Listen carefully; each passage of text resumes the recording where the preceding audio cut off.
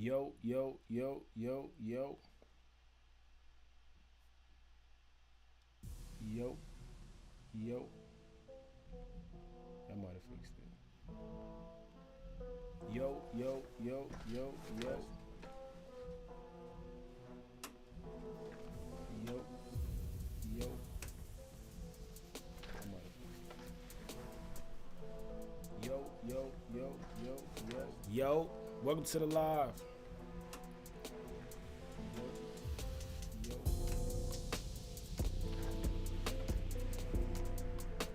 yo, yo, yo, yo, yo, yo. Yo, welcome to the live.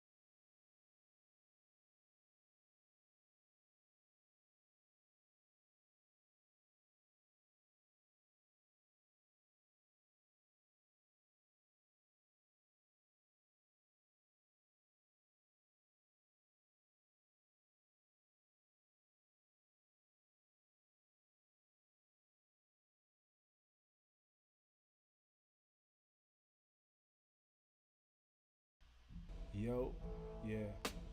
I got a brand new single dropping. This shit is so weird. I figured shit out later. Apologies for look like I'm just out of focus. It's only because I cannot figure out. Yo, yeah. I got a brand new single. How to make this shit. This shit is so weird. I figured shit out later. Apologies for look like I'm just out of focus. Miss 69, what's up? Welcome to the live. Hold up, where my sound effects at? I do this shit so weird. I figured shit out later. Apologies for look like I'm just out of focus. Damn, my sound effects at. Miss 69, what's up? Welcome to the yeah sound effects. I do this shit so weird. I figured shit out later. Apologies for look like I'm. Alright, cool. I was trying to figure out how to make that shit work so I could listen to music at the exact same time that I was going live, but I couldn't make it work. It was fucking with me. It wasn't working. It wasn't cooperating, y'all. But we here with it. Hold up. Here with it. Yeah. Thank goodness I wasn't sleeping. Hey, what's up, Miss 69? Welcome to the live. Vigilante season. That's my cousin on IG. What's up? Naraya. What's up, Naraya? And Dr. Bayanice. All right, let me see.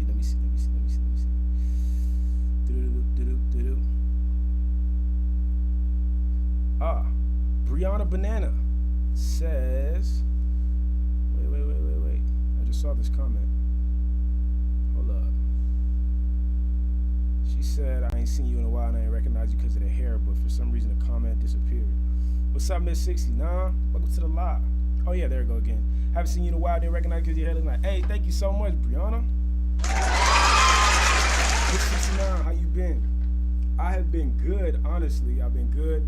I'm in LA right now. I didn't burn down in the fire, thank God, even though some people passed away. The fires was intense, bro. I'm new to the city, so I'm not used to fires. I'm used to hurricanes. You feel me? I'm not used to fires whatsoever. So that shit was crazy. But yeah, we out here now. You know what I'm saying? Life is good. Just chasing that bag. Yeah. How y'all feeling, man? Look, this is my first live, and I gotta take this damn jacket off because I'm starting to get hot. This is my first live back in the year 2025. Technically, this is live episode 69. So technically, hey, Miss 69, shout out to you. This is our 69th episode. Shout out to us. But yeah, it's something that I haven't done in a little while. I haven't actually gone live since I think it was August. So this is a lot of fun. Now we're getting back to it. I made the right one, absolutely. Matter of fact, one of the homies, Melanie, She DM'd me yesterday. She was like, "Yo, bro, do you even go live anymore? Cause I don't see you live anymore." You know what I'm saying? I don't know if am I missing the lives? I'm just not catching them. And I had to let her know, no, you're not. It's not that you're not catching the lives. It's just that I haven't been doing them. You know what I'm saying? I've just been busy. I've been making content, hustling. There's so many things that I have to do in my business that I have not done. And it wasn't until I started getting around some of these business specialists that I'm realizing, like, yo, bro, I'm leaving a lot of money on the table just because of ignorance, because of the shit that I just don't know. You know what I'm saying? Like, certain common sense things I just don't have. I'm like, man, I'm an artist. Where's my bag at? Where's the money at?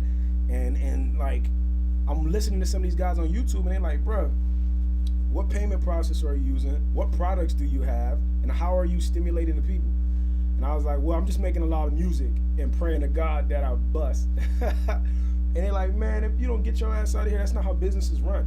You got to focus and you got to get your shit together. So, humbling, man. Everything in life is humbling. I rock shirts. Speaking of jackets, where do I send these NMB hoodies? I got one for you. Hey, I rock shirts. Send it to me, man. DM me. I'll send you my address. Send me that hoodie, man. I need an NMB hoodie for sure. 3R Alley. You in the studio? Yes, I am in the studio, man. I'm actually in my recording studio.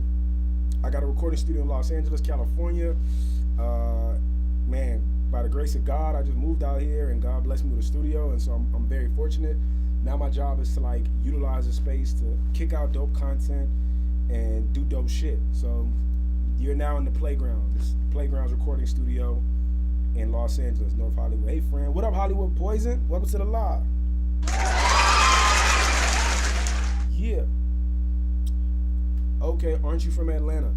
How do I say your name? 3R. You got to show me how to pronounce your name so I can respond to that. Marcus really does too. Hey, hold on, let me see. Yeah, nah, I definitely gotta tighten up. I'm starting the lives up right now, so y'all can expect me to go live almost every day now. I'm probably just gonna go live every day for the next week, just to see like how I can incorporate it into my schedule, man. But I've really been doing a lot. I've just been creating a lot of content and putting all this dope shit out. Braylon? Okay, what's up, Braylon? Nice to meet you. No, I'm not from Atlanta. I'm from Miami. Yeah, I'm from Miami, Florida. I got a sister who live in Atlanta, but no, I'm not from Atlanta. I'm from Miami. Loving it. 69. Hollywood Poison, what's up? Ain't seen you in a minute.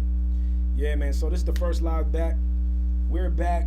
We about to kick up these dope combos again. I got to figure out what a good time to go live is, because coming from the East Coast, I was doing it at 10 a.m., which kind of made sense for everybody on the East Coast, or actually it just kind of made sense for me.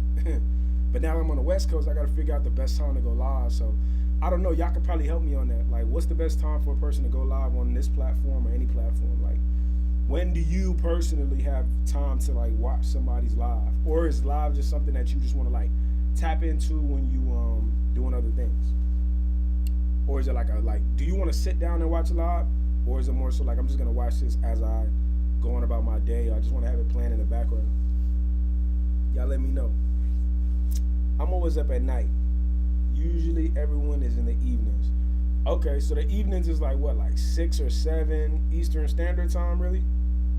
Like 6 o'clock on the East Coast? Because that's like 3 o'clock here. So that would be like me going live at 3 here. People on the East Coast would be seeing it around 6 time. And that makes sense because that'll be like people getting out of work. If I do it at like 7, that'll probably give people enough time to leave work, take a shower, feed their kids, kick the cat, and then come back to it. Yeah, that'll probably make a lot of sense. Thank you, Brianna. Banana, appreciate you. During the day, most people are at work or something. Yeah, that's what I figured. I figured like during the day, most people are at work. I can't remember who it was exactly, but when I was going live last year, like it was one woman in particular. She was like, "Yo, bro, you gotta choose another time to go live," because like she would leave her job and go hide in the bathroom to watch the lives, and then she'll be like, "Yo, I want to engage in a conversation, but I can't stay here, man, because you feel me? Like I'm about to get fired." You know what I'm saying? So you gotta choose a better time to go live. So that has always been a thing for me. I'm naturally a morning person, man. So I want to be up in the morning. Like I wanna do shit in the morning. Albany, what's up? Welcome to the live, Albany. How you feeling? Oh, I love it. For those who don't know, I'm streaming on TikTok, I'm streaming on Instagram, and I'm streaming on YouTube at the same time. So when the live is done, you can go and rewatch the replay on YouTube. You just gotta look up King Hoodie Raps on YouTube, and then you're gonna see this live replay, so you can go and rewatch it. You know, kick the cat. Yo, it's funny. I heard this old dude say that the other day. I was listening to this old recording by Earl Nightingale, and he was like, "Man, a guy leaves work, goes home, turns on the TV." And back in the 60s and 70s, remember it used to take time for TVs to start. Like if you were older, you know that like when you used to turn on the TV, it used to take like 10 seconds. A little dot would appear, and then the shit would get big. He's like, it takes about 10 seconds for the TV to start, which he finds unbearable. So he probably kicks the dog or thumbs through a magazine or something like that. And he was just saying it as a figure of speech. But when I heard this nigga say kick the dog, I was like, what the fuck? People back in the 60s were just recreationally kicking dogs. That shit made me laugh so hard. I was like, yeah. So I said kick the cat, but it was like, it was just such a funny story. I'm sure he was just saying it because it wasn't like a funny moment. He ain't stopped talking.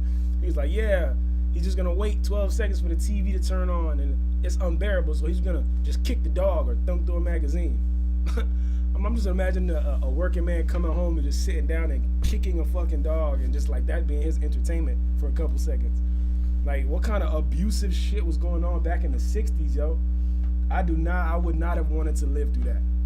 You might get some people from the other side of the world early mornings too. Oh, that's true. That is super true. Yeah. I don't really know, man. Like, I gotta figure it out. I gotta figure out the best time. So y'all let me know what y'all think a good time for me to live stream is, and I'm gonna see if I can catch y'all at that times, cause I definitely want to interact and like catch people at a good time where they can actually watch it and not have it just like Homegirl was having it, where she was like battling her work so that she could tune into the lives. She was like, yo, I'm trying to tune into your live, man, but I'm sitting in the bathroom and I'm in here for too long. So she's about to get fired. I guess it depends on, because you'll reach different audiences at different times. That's very true. Do a couple, one in the morning and one at night. I was doing that for a while, but then I started getting burned out. I'll be honest with you. Because sometimes going live is fun, but sometimes it feels like a performance. You know what I'm saying? It feels like, yo, you better come with that energy, because like, what I like just sitting here watching y'all watch me, watch y'all watching me, watch y'all watching me. Then it'd be like, man, what the fuck's going on? You know what I'm saying? So you really got to turn it up and perform and be engaging. And it's like a performance. It's kind of like it's no different than any other performance that you would do. You know what I'm saying? So that's what I think. But I actually am really happy that I'm back doing the lives. Like, this is my first live back, for those who don't know. I'm fucking this up completely. This is my first live back, for those who don't know. And I'm actually really happy to be doing the lives, man, because I remember we was kicking these shits like crazy. I was going live every day, Monday through Friday, 10 o'clock in the morning. And the shit turned into motivation. Shit turned into life-changing stories and testimonies in it. I don't even know where everybody is at, like, from the old live series, but yeah, I just remember it becoming like a thing. Like, this was like a real thing. And I even had accountability partners, man. Shout out my homegirl Devin, shout out my homegirl ET. If I was late on the lives, if it was like 10:05, they'll DM me, bro, where you at? Stop playing, wake up, get the live going. Let's get on live right now. Hope all is well. Ashley Maddox, what's up? Yeah, Ashley, how you feeling? Hope all is well. I haven't seen one of your lives in forever. I missed them. Yes, Ashley, you are the best, for real. I was just saying that, though. I haven't actually gone live. This is my first live back since, I think, August. You know what I'm saying? I haven't done any other lives. So I had one of the homies, her name is Melanie. She was from the lives, too. She DM'd me yesterday. She was like, yo, I don't know if I'm just missing the lives, or, like, are you doing the lives? Because I feel like I just don't be catching them no more. Like, what's going on? And I had to let her know, nah, you not wrong. I just ain't been going live, so now I got to turn it back up. But I promise I will go live today. And it's important. You feel me? So, yeah. I'm very happy that you up in here. I don't know if I should accept this. I got an invite right now to co-host something, and I don't know if I should accept it. You know what? I'm going to decline it, only because I don't know how to turn those off if I get stuck. Baby Girl Juicy, hi from Germany. What's up, Baby Girl Juicy on Instagram? Shout out to Germany. How y'all feeling over there? They want to battle. Oh, is that what that is? Yeah, I ain't one of that. Somebody told me, like, be cautious when you get them random what's ups. So I don't know. The only reason why I'm down for it, but the only reason I denied is because I don't know if I know how to, like, end the call if that shit goes south. You feel me? And TikTok has banned me before. Banana there's certain words you gotta. I definitely got kicked off of here a few times. I kicked off here one time when I was in Egypt just for naming the city that I was in Egypt. I was like, yo, what's up? I'm in Egypt. I'm in this town, blank, blank, blank. And this shit kicked me off. Not only kicked me off, and it kicked me off, and I thought it was my service. I was like, all right, maybe that's just me tripping. And then I went live again like an hour later when it let me go live. I'm like, what's up? As I was saying, I'm in Egypt and I'm here in the blank, blank, blank. And that shit said, bro, you're banned for a week. I was like, bro, I'm devastated. That's devastating. What are you talking about? What's going on? And then I found out, because they never gave me an explanation, and they didn't even tell like the agency I'm with. They didn't tell nobody what the reason was that I got banned. They were just like, bro, you banned for a week. I'm like, damn. So I came. Actually, I think it was like 10 days. I came back 10 days later, and they never told me nothing. I was like, you know what, bro? I'm positive it was just the name of the city I was in. I think they thought I was saying some other shit, but it wasn't. I was just naming the city. I'm scared to even say it now. Feel me? And it's a regular, like, I thought it was a regular name. I don't know. Name of that city might be like some, I don't know. But they definitely banned me for a week, so I'm real hesitant. Albany said, I prefer afternoons. I used to definitely be at work, clocked in, watching. Ha! Yeah, Albany. Okay, cool. I'm gonna definitely do the afternoons. But y'all give me like actual times. Dan B, what up, Dan B? How you feeling, bruh? Yeah. On Instagram, Dan B says, definition of haters. Yeah, but I'm not gonna trash talk them on their own app, because they might F around and ban me right now. They might be like, oh, you think it's a game again? Bam! And now you're not gonna see me for another 10 days, and then I'm stuck. And then I'm gonna get another DM from Melanie saying, yo, bro, am I missing the lives? Is you just like, you ducking me? Like, what's happening? So I don't wanna do all that. I just wanna keep it cool. Feel me? I just wanna keep it cool. And that's what we gonna keep doing. But y'all gotta let me know if y'all actually enjoy the lives. You feel me? Grace, hey, what's up, Grace? Welcome to the live. How you feeling? Michelle Michael Mike official, what's up? Welcome to the live. That's wild. Yeah, they definitely kicked me off. They was not playing around. Brianna says, when I would go live, I would get requests from a bunch of randoms from different parts of the world. Yeah, see, I see that, and I'm down for the random link ups, but because this is my first day coming back on the live, I don't know how to exit out. So I'm just nervous that like, oh, bro, I might end up in some shit I don't want to be in and then be stuck. And the interesting thing about TikTok, bro, is you can leave the app, but you'll still be going live. You know what I'm saying? So it's like, it's just gonna show the people pending, like you just gonna look like you're loading, but like you trying to exit out, it won't work for you, bro. It won't work for you. So if you don't know how to actually exit out of one of them calls, then you stuck. So I'm gonna work my way up to the randoms. Dan B, I'm thinking about popping out to your show on the 27th. Bro, Dan B, pull up, man. Come through.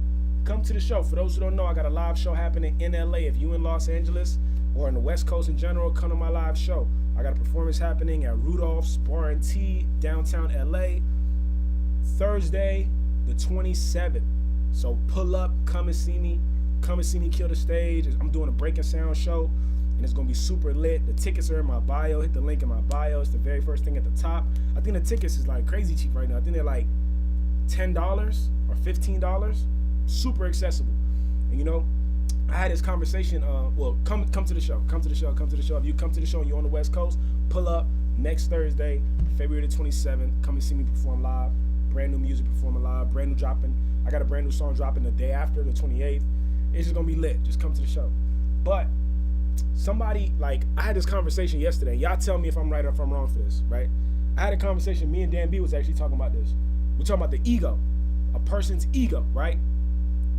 Your ego will keep you from doing shit, and it's really like nefarious, bro. It's really bad because your ego will talk to you inside of your head, and it will convince you of things that just aren't true, and it will only make you do things in like one of two fashions. Your ego's either gonna tell you that you're too good to do certain things, or you're not good enough to do certain things. So it's gonna keep you stuck. It's gonna keep you in your lane. You know what I'm saying? And me and Dan B had this whole convo. If you're not on the West Coast, pull up. Yeah, you gotta pull up. Me and Dan B had this combo, and then I just made a video about it in my story on Instagram. And it was like, yo, bro, that's so true, bro. Your ego never tells you anything positive, one, and your ego never even meets you where you at. It never says, go and do this because it's perfect for you. Your ego's gonna sit and be like, don't do that. You're beyond that. You're too good to be doing that. You're too good to do a show like that, or you're too good to stand over there and talk to those kind of people and do this kind of thing, or put yourself out there in that kind of way. Like, you don't want people to look down on you. You don't want people to look at you like you're not perfect. You don't want people to look at you like you're a small fish in a big pond, right? And so your ego's like, nah, you too good to go and do that with them people, right? And at the same time, when you think of something that's really dope and really awesome, really cool, you want to be a part of, you hesitate and you freeze and you get that paralysis because your ego is telling you now, nah, don't walk up to them people. You are a small fish in a small pond. You don't want them to see that. You don't want to play yourself. You only get one chance. You only get one shot to make a first impression. You don't want to look like that. You don't want to do that. And what if it doesn't work for you? You're gonna get embarrassed on a big stage, on a big platform, in front of an important person. You don't want to do that. So your ego's gonna convince you that you're not good enough to do that. And so me and Dan B was having this conversation. We like, bruh, how fucking stupid is this thing that we listen to inside of our own minds? And every single person has it. Some people listen to it and they stay stuck, and some people don't listen to it. Some people hear the same thing that you hear, but they still go and get it. All the successful people that you look up to, bro, they hear the exact same voices that you hear. It's called fear, it's called paralysis, it's called resistance, it's called your ego. But except those people don't listen to it. Those people have been trained either since they were young by somebody like, you know, who let them know, hey, go up against your fears, go up against your whatever, do what you got to do, or they just learned it on some point, or they're just insane. But either way, they found the wherewithal and they found the equipment inside of themselves to roll over their problems, to roll over the obstacles, to be like, nah, bro, I'm gonna overtake this thing. I'm like a conqueror of a city, and I'm not gonna stop until I roll over the wall and get into what it is that I'm getting into. But most people stop at the wall, and the wall is either telling them, hey, you're too good to come into this place, don't come over here, or you're not good enough to come into this place. Your ego never meets you where you at. So it's the interesting thing, like, the show I'm doing on the 27th is a break and sound show, right? And I heard really good things about the brand, but it's a certain kind of partnership that I wouldn't have done in my old town. Like in Miami, I'm so used to curating my own shows, I wouldn't have done that. Like, nah, I'm gonna go rent the venue, I'm gonna curate the show, I'm gonna get the vendors that I want in there, I'm gonna lock down the bar myself, I'm gonna like set up the lights, the camera, not the cameras, the visuals in the room, the projectors. I'm gonna set up like a little game corner. I'm gonna set up the entire space. That's what me and my team do in Miami. Like, I run a production company. We're gonna produce this show. And I wouldn't even entertain any kind of partnership like that. I'd be like, nah, if I don't have the means to go and lock down the whole venue and do it the way that I wanna do it, then I'm not gonna do it.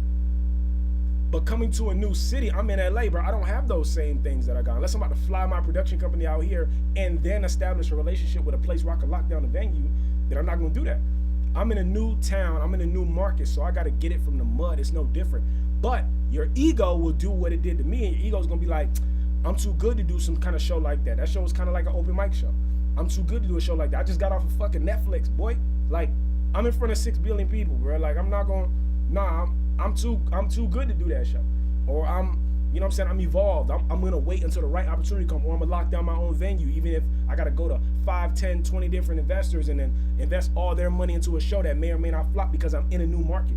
Or I could put my ego aside and say, bruh, if I don't go and do this show, and I don't give a shit if I get 1 fan, 2 fans, 3 fans. I'm a new artist in a new market, bro. Remove your ego from yourself and go and get it. Don't forget how to hustle when you climb, bro. And that's what a lot of people do. A lot of people forget their hustle when they climb. As soon as you get to a certain level of status, you begin to fall off because you forgot how to hustle. You like, oh, I got here now. Let me just like live in fear and stay in my lane. Bruh, stop living in fear. Stop staying in your lane and stop acting like you don't know how to hustle no more. Dog, go over there, get your hands dirty, do what you got to do, and build this shit up. Stop playing with yourself, and don't let your ego convince you that you're too good to go out there and actually do some work. You feel me? And don't let your ego convince you that you're not good enough to, even after I go over there and get my arms dirty, I'm gonna still go over here and tell a nigga I'm worth $30 million. Run it up. Didn't I just see you at this other show over here doing this regular stuff? Absolutely. I do everything because I love what I do. But I'm worth $30 million. There's no doubt about that whatsoever. You gotta have that kind of wherewithal, man. You gotta have that kind of inner strength and inner belief. Do not let your ego convince you that you're too good to do certain things and not good enough to do certain things, because that's the only thing that's playing in your mind, right? I'm telling you. Oh, this is a recording. Why did it take me so long to realize that? Jay Nilly on Instagram. This is not a recording. This is me live, except I'm multi-streaming. I'm streaming on multiple platforms at once. So it's not a recording. I'm talking to y'all right now. Let me see.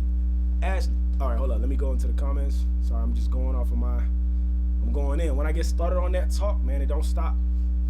All right, let's do it. I'll call you. Hey, Ashlyn Speaks Wisdom. Appreciate you. Yeah, you did. You're glowing. Thank you. It's crazy how you manifested this. It is crazy. It is super crazy how I manifested this. Like, this is definitely my thing. Oop. Hey, Jay Nilly said, oop. Yeah, nah, this is live. I'm talking straight to y'all. Yeah. It's crazy how you manifested this. Nah, it is really crazy, man. Like, I thought about doing it, and I put all my stuff in my car, and I drove out here to LA from nothing and nowhere with all the worry and all the panic and all the stress you could imagine in your mind, thinking I'm like the dumbest person in the world, and I'm living by threads, and I'm on thin ice and all that shit.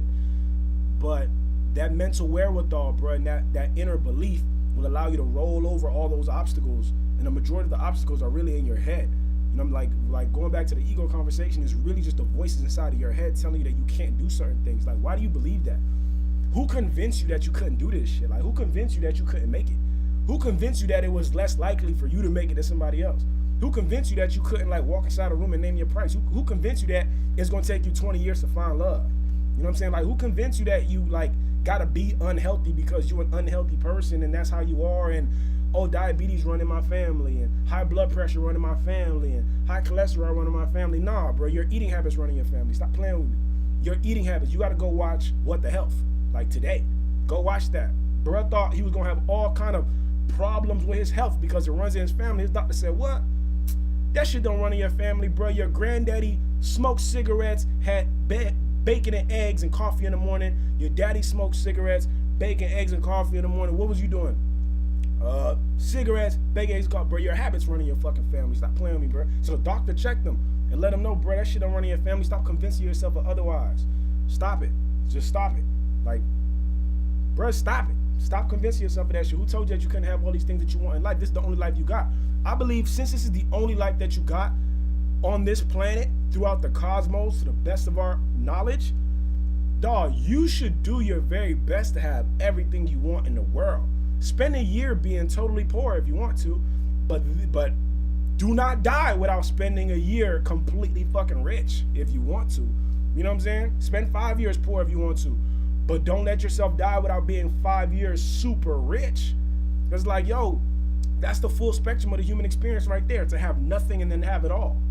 You know what I'm saying? So why would you not give yourself the full spectrum, the full book of life? Like, why would you stay stuck on 2 pages? That don't make no sense to me, bro. And like, until a person can sit in front of you and like give it to you like this, a lot of times it just goes right by us. Like, what I got is all I'll ever have. Nah, bro, what you got is not all you ever have, man. You better like change that shit up. You got choice and you got options. You can change yourself. And that's what the wealthy, like the bad wealthy people don't want you to know, is that you can change. There's a whole school of thought on this, man, and I study this all the time. Let me see. All right, let me jump down to the newer comments, and then I'm gonna start from that. Why does it do this? This is new. It like gives me a whole page to approve comments or not. It tries to protect you. Right. Gotta crucify it daily. Right. Hi, what's up, Mila? How I by chance caught your live finally? Oh, of course, Mila. We in here. Let me see. I said that too. Will you live stream? We support you. Or will it be on YouTube? What do you mean? My phone freeze. Shoot. Wait, hold up. Ashlyn Speaks Wisdom. What do you mean, will a live stream or will it be on YouTube? This live stream is going to be on YouTube. So once this live is done, you can go straight to the YouTube and like rewatch it if you liked anything, or if you liked something you saw or you heard, you want to replay it or send it to somebody. All these lives get saved automatically to YouTube. So you go straight to my YouTube channel, go to the YouTube and subscribe, but you can rewatch them all. There's a section in my YouTube channel that says live, and all these TikTok recordings are there. You can watch them all again. So this is about your pops and push through. Oh yeah. Oh yeah, yeah. Oh, you been here. You original. If you know that story, Ashley, yeah, you original. David Dwayne, talk to him. What up, David Dwayne? Welcome to the live. Let's see. Cat 790. Yeah. Bam. Yeah, I gotta get you out of here. But that ego without you is entitlement. Okay. Yeah, man, look, bro. We tell ourselves and we give ourselves all of these reasons as to why we can't have the things that we want, and it really don't make no sense at all. You know what I'm saying? Like on any level. I heard I wanted to call this nigga Jimi Hendrix so bad, but he's not. I heard what's his black rock star's name? Lenny Kravitz. There was like, they asked him some question. He was like, man, we just get on this level that we at when it comes to like person to person and person to business and business to life and life to family. Like we get so caught up in these little like exchanges and interactions that like we make these things, we blow them out of proportion and we make them mean so much to us. All these little transactions that we're doing on a daily basis. But he said, if you were to zoom out, like just beyond just your life, beyond your state, beyond your country, beyond the planet, zoom out. If you zoom out like on an astrological level, it's just another beautiful day in the universe. Every day is just another beautiful day in the universe. We're making it, oh, today was a good day. Or we're making it, oh, today was a bad day. It's like, man, who told you that? Who told you it was a bad day because you hurt yourself? Maybe you needed that to hurt yourself today. I ran down the street the other day. I decided to run through this alley, and when I ran through this alley, my shirt got caught onto a gate that was in there, and it ripped my shirt. And I was like, man, damn, this was a bad decision. Look at it. Now my day is ruined because my shirt got a hole in it because I ran through the alley. I guess I made the wrong decision. Now I'm sitting there like shitting on myself like, man, I made the wrong decision running through this alley, and it's this way and it's that way. But it's like, bro, who told you that, bro? Who cares about this damn shirt, bro? You can set the whole shirt on fire and you're still gonna be okay. Like, stop convincing yourself that because certain things happen to you on a certain day that means your whole day is a certain kind of way, or your whole week is a certain kind of way, your whole life, or your whole relationship, or your whole job. Like, stop it. We blow these things out of proportion in our minds, and we end up suffering as a byproduct, but it's all happening inside of your head. Let me see. Jay Nilly, can you touch on our school experience again? Didn't you say you were really shy before? Jay Nilly, yeah, 1,000%. I will touch on that, yeah, the school experience. Mine, look, when it comes down to it, my personal life, middle school was hard for me, yo. Elementary school was kind of simple because it was like, how are things not simple at elementary school? But middle school, once you start going through those changes and you're leaving childhood and becoming some sort of adult, man, middle school was tough for me, bruh. Especially the area that I was in, the shit was going down where I was at. Like, I'm from North Miami Beach, and that shit was going down right there in JFK. Jail for kids, the middle school I went to. And it was like, it was just bad, like just bad, like bad shit was going on. And I just remember thinking, like, going to school, not being able to socialize properly. I didn't have the right social skills, and no one taught me that. I didn't have any like extracurricular programs that I was in, because my family didn't have no money, so it was just like school and home and school and home and school and home, and no one actually helped me like develop my people skills. So when you don't know something, bruh, like, you walk in environments scared. If you've never been out in nature completely by yourself, you're gonna walk out into nature fucking terrified, because you don't know how to navigate the space that you're in. And if you've only lived in nature your whole life, never been to a big city, you're gonna walk inside a big city fucking terrified, because you're gonna be like, bro, what is this? Like, it's a complete like culture shock to you. And that's how middle school was for me, because I was like, bro, like, I didn't know half the shit the rest of these kids was on. And I'm like, damn, I'm trying to play, I'm thinking about Yu-Gi-Oh cards and Dragon Ball Z, and some of these kids are smoking weed in the bathroom, and they think about fist fights and smashing girls, and I'm like, shit. And anything I didn't know, I had to suffer for it. So I became really shy, really reserved to myself. And I didn't get out of that shit until I got older. I didn't get out of that shit until I got my first job, started working with people. I had to sell memberships at a gym, and I was working at a diner, and I just had to talk to people. So life and the fact that I didn't have no money forced me to develop my social skills, because in order to make money, you gotta have social skills. That's the beginning and end of it, bro. Ain't nobody out here making money if you ain't got no social skills, unless you're a coder and you sitting somewhere. But even then, you're coding for somebody or some company. You gotta have some kind of social skills. So it just ended up being like that. But it kind of like, I didn't get better at this shit. I was very terrified, and I was very like insecure about myself for a very long time, bro. Like, I remember being a kid in a room that I would.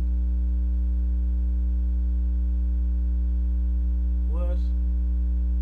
Drugs? Oh, I gotta watch what I say on this live. You see, they be trying to get me. Yeah, they be trying to get me, dog. I got 2 restrictions on it because I mentioned kids blowing it down in the bathroom. All right, cool. I gotta really watch what I say on this app, yo. Good to see you. What up, Jared? Welcome to the live.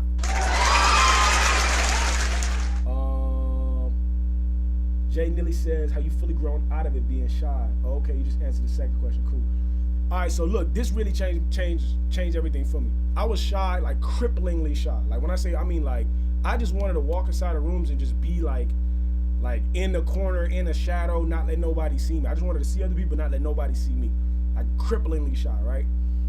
I ended up getting my first job. That kind of helped me with my social skills. Then I got a job at a gym. I was working at Planet Fitness back in 2012.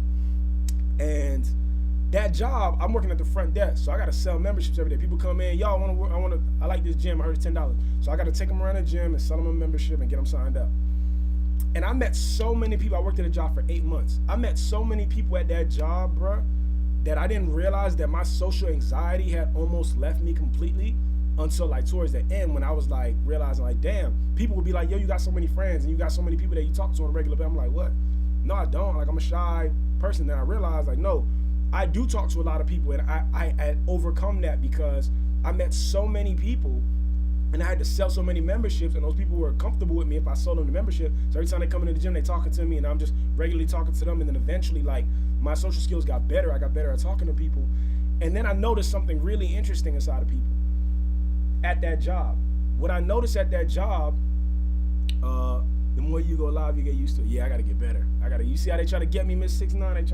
They try to tear me up. And so what ended up happening was I got better when I realized that, man, I probably sold maybe 200, 300 memberships at this gym in the 8 months that I had been there. And I realized, like, one common denominator in all the people that I met doctors, I met lawyers, I met probably strippers, goons, I met all kind of people that just come to the gym. You meet everybody from every walk of life just coming to Planet Fitness. It's $10. And what I found was, bro, of all the people that I met, every single one of them was scared. Every single one of them was scared. Every single one of them had something that was like bothersome to them. As I spoke to them, I'm like, oh, you're scared, but you scared of this. And you scared, but you scared of this. And you scared of this. You scared of success, and you scared of losing what you got via your success. You scared of getting beat up, and you scared of beating somebody up and losing your freedom. Like, everybody's scared, and everybody's scared of something different. So when I realized that shit, it empowered me so much, because I was like, damn, here I am thinking I'm the worst person in the room, and I'm weak, and I'm small, and I'm this, and I'm that, because I'm scared, not knowing and not realizing, bro, everybody in here is scared.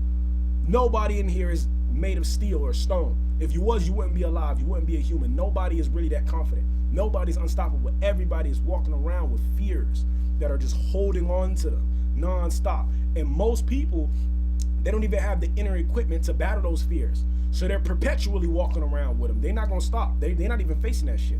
What they went through in their childhood is so traumatizing. They're not facing it. It's too much to bear. So it's like, man, to realize that everybody was scared really motivated me. And I was like, oh, okay. So I'm not the only one that got these hangups. Everybody got hangups. Cool. And it took like a big weight off of me. I don't know if that helps anybody in the live. Y'all can tell me if that helped y'all or not. But I don't know if that helped anybody, but for me, that helped me a ton. Because I was like, bruh, cool. Now all I gotta do is build myself up. I'm not lower than anybody. Everybody's at the same level because y'all all scared. Now all I gotta do is build myself up. And then I found this book, right? In this book, and I didn't even read the book. I think I read the first 2 pages.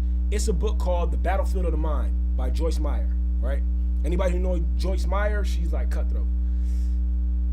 Battlefield of the Mind by Joyce Meyer. In it, I read this one page. This one page said, when we're young, the devil builds strongholds in our minds to keep us from becoming who we are really meant to be. I'll repeat that for the people in the back. When we are young, the devil builds strongholds. If you don't know what a stronghold is, a stronghold is like a fortress. A stronghold is like a building, like a castle. When we're young, the devil builds strongholds in our minds to keep us from becoming who we were really meant to be. You know? Like, let that sink in, bro. When I read that shit on that page, I was like, hold up. Wait a second. When we're young, so I started thinking about my youth. When we're young, the devil builds strongholds in our mind to keep us from becoming who we really meant to be. And then she went on to list, like, yo, if you were young and something happened that made you, like, be quiet, or something happened that made you, like, think that you were really ugly, so you became, like, reclusive or something happened, that anything that happened to you in your childhood that curved your personality to make you like shrink instead of like glow outward, whatever that thing is in your life was just the devil building a stronghold to keep you from becoming who you was meant to be, because whatever you were meant to do in this life required that skill or that ability that the devil attempted to hide from you. You know what I'm saying? And so like that was such an intense concept to me, because I'm like, yo, bro, wow. I was so shy growing up because I got bullied growing up and I ain't had no social skills growing up. And then when I read that on that page, I was like, oh, the devil wanted me to be shy so that I wouldn't talk to people like this. I wouldn't be able to free myself and free other people. You know what I'm saying? The devil wanted me to be quiet so I wouldn't speak to people, so I wouldn't make music, so I wouldn't like use my voice, my God-given voice, to do things and to like bring people out of wherever they at. And it was so empowering to me. I'm like, damn, bro. So all the bad things that happened to me when I was a kid was the devil messing with me so that I would lock myself into this self-imposed prison and never let myself out and never shine the way I'm divinely entitled to shine, the way I'm supposed to shine. That one page and that one, I didn't even read the rest of that book. I was like, that's all I needed. And I read that shit and I was like, man, this shit is crazy. When we're young, the devil builds strongholds in our mind to keep us from becoming who was really meant to be. Wherever the devil stopped you or hurt you the most at is what you were supposed to be. Let's just say something might happen to you in your childhood where you was like touched inappropriately. Maybe you was meant to be like a therapist, you know what I'm saying, on that subject to free other people who have been in that same situation. And maybe you would have changed a million lives like that. But because it bothered you so much, you shrank and you like, nah, that area and that topic and that subject hurts me so much, I don't even want to go nowhere near it. And it's like, boom, the devil, there's a stronghold in your head right now. You feel me? And unless you like equip yourself with the tools to go inside of your own head and break that shit down, you're gonna walk around like that forever. And it's so sad, bro.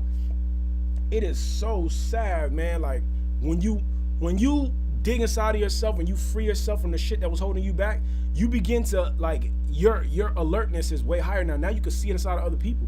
Man, like, oh, that's holding that person back. That's holding that person back. That's holding that person back. That. You could see it in everybody. And it's like, oh shit, this is terrifying. Jerry Yazzie, yeah, facts. All your wildest dreams are on the other side of fear. True. Miss 69, why that village is important growing up. It's super important. If you got the right people in your corner as a child that can equip you with this stuff at a young age, your life is gonna be way better. You still gonna go through what you gotta go through, but your life's gonna be better because you're gonna have the mental machinery, like the equipment inside of your head to be like, nah, I know that's the devil. Nah, that's resistance. Nah, my mama told me about that shit, and that shit. Nah, I know about that. You can still have to go through your shit, but at least you're gonna be prepared. You're gonna have the equipment inside of your head to deal with it. Cooking World of Flynn, your hair prettier than me. Hey, what's up? Appreciate you on Instagram. Felt that. That fucking part. All love. God bless you always. Hey, man, God bless you too. Cooking World of Flynn? Yeah, Cooking World of Flynn.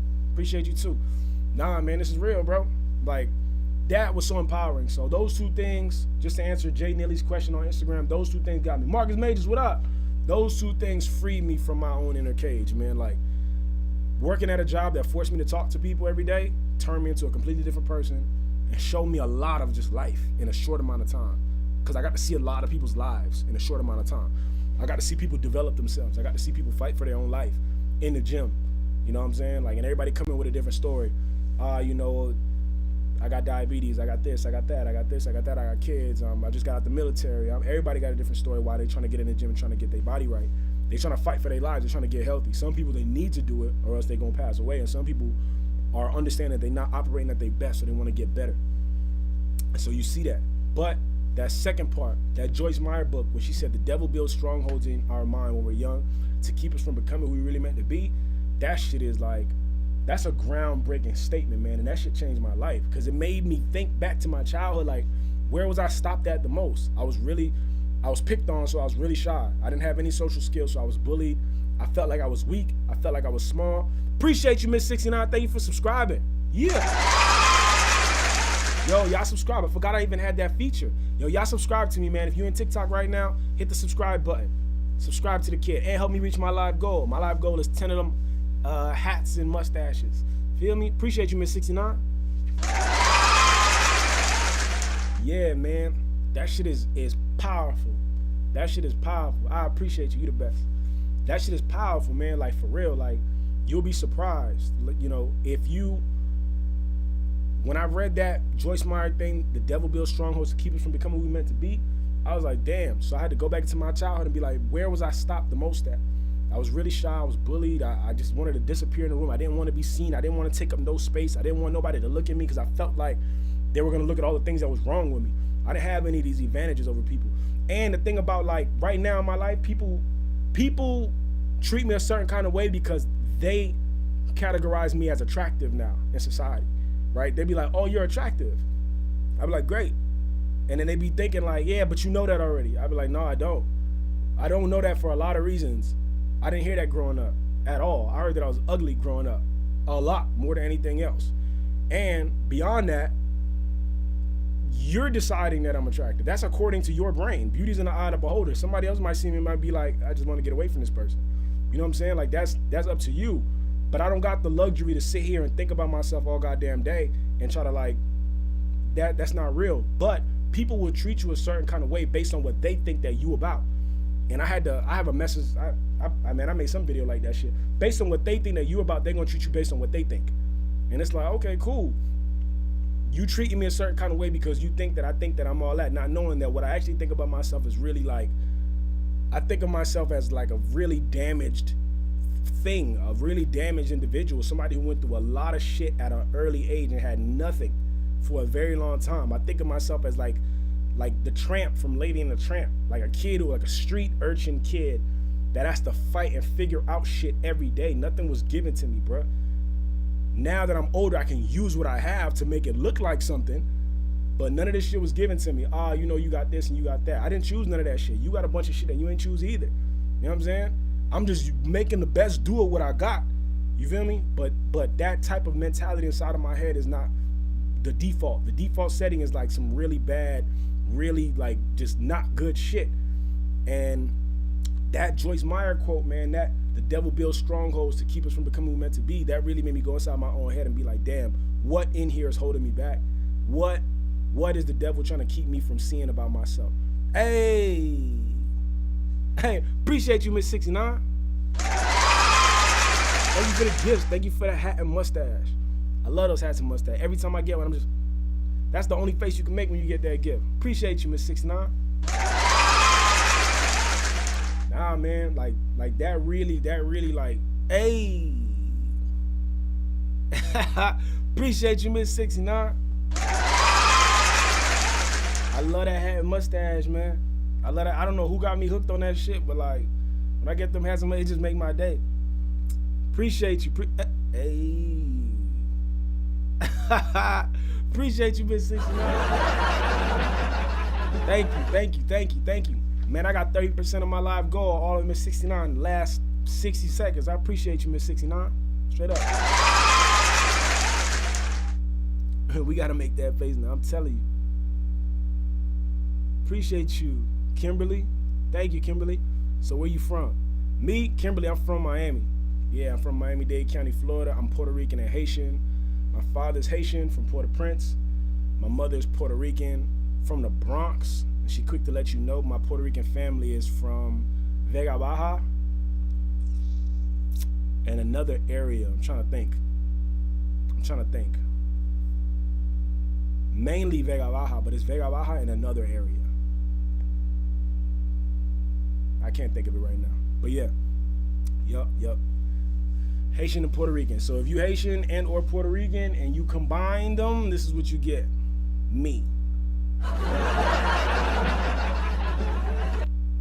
Rich Barb. What's up, Rich Barb? Welcome to the live. My dream home. Oh, what, in Puerto Rico? Oh, in Miami. I have fam in Weston near Miami. Oh, yeah. I remember you from Big O. Oh, snap. From Big O? Damn, yo, Big O was 2022. What is up? I think. Yeah, Big O was 2022. Yeah, I think it's 2022 or 2023. I appreciate you, Rich Barb. What's up? Welcome to TikTok. BG's back. Hoodie, what's up, Fiji? Welcome to the live. Nino, what up, cousin? How you feeling, my guy? I ain't seen you in a minute, man. How the children doing? How's everything? How's your lady? How's everything, man? You still at Cool Church? I'm some Chinese and all Jamaican. Hey, that's what's up. Man, I gotta figure out what China and Jamaica got going on, bro, because I feel like there's a Chinese and Jamaican thing that I'm oblivious to. Because I've seen a lot of Chinese people, a lot of Jamaican culture. I've seen a lot of Jamaican people that got Chinese features. So what's up? Fiji's back. Long time no see. How you been? I'm good. Fiji's back. Yeah, this is my first live back. This is my first live back in the year 2025.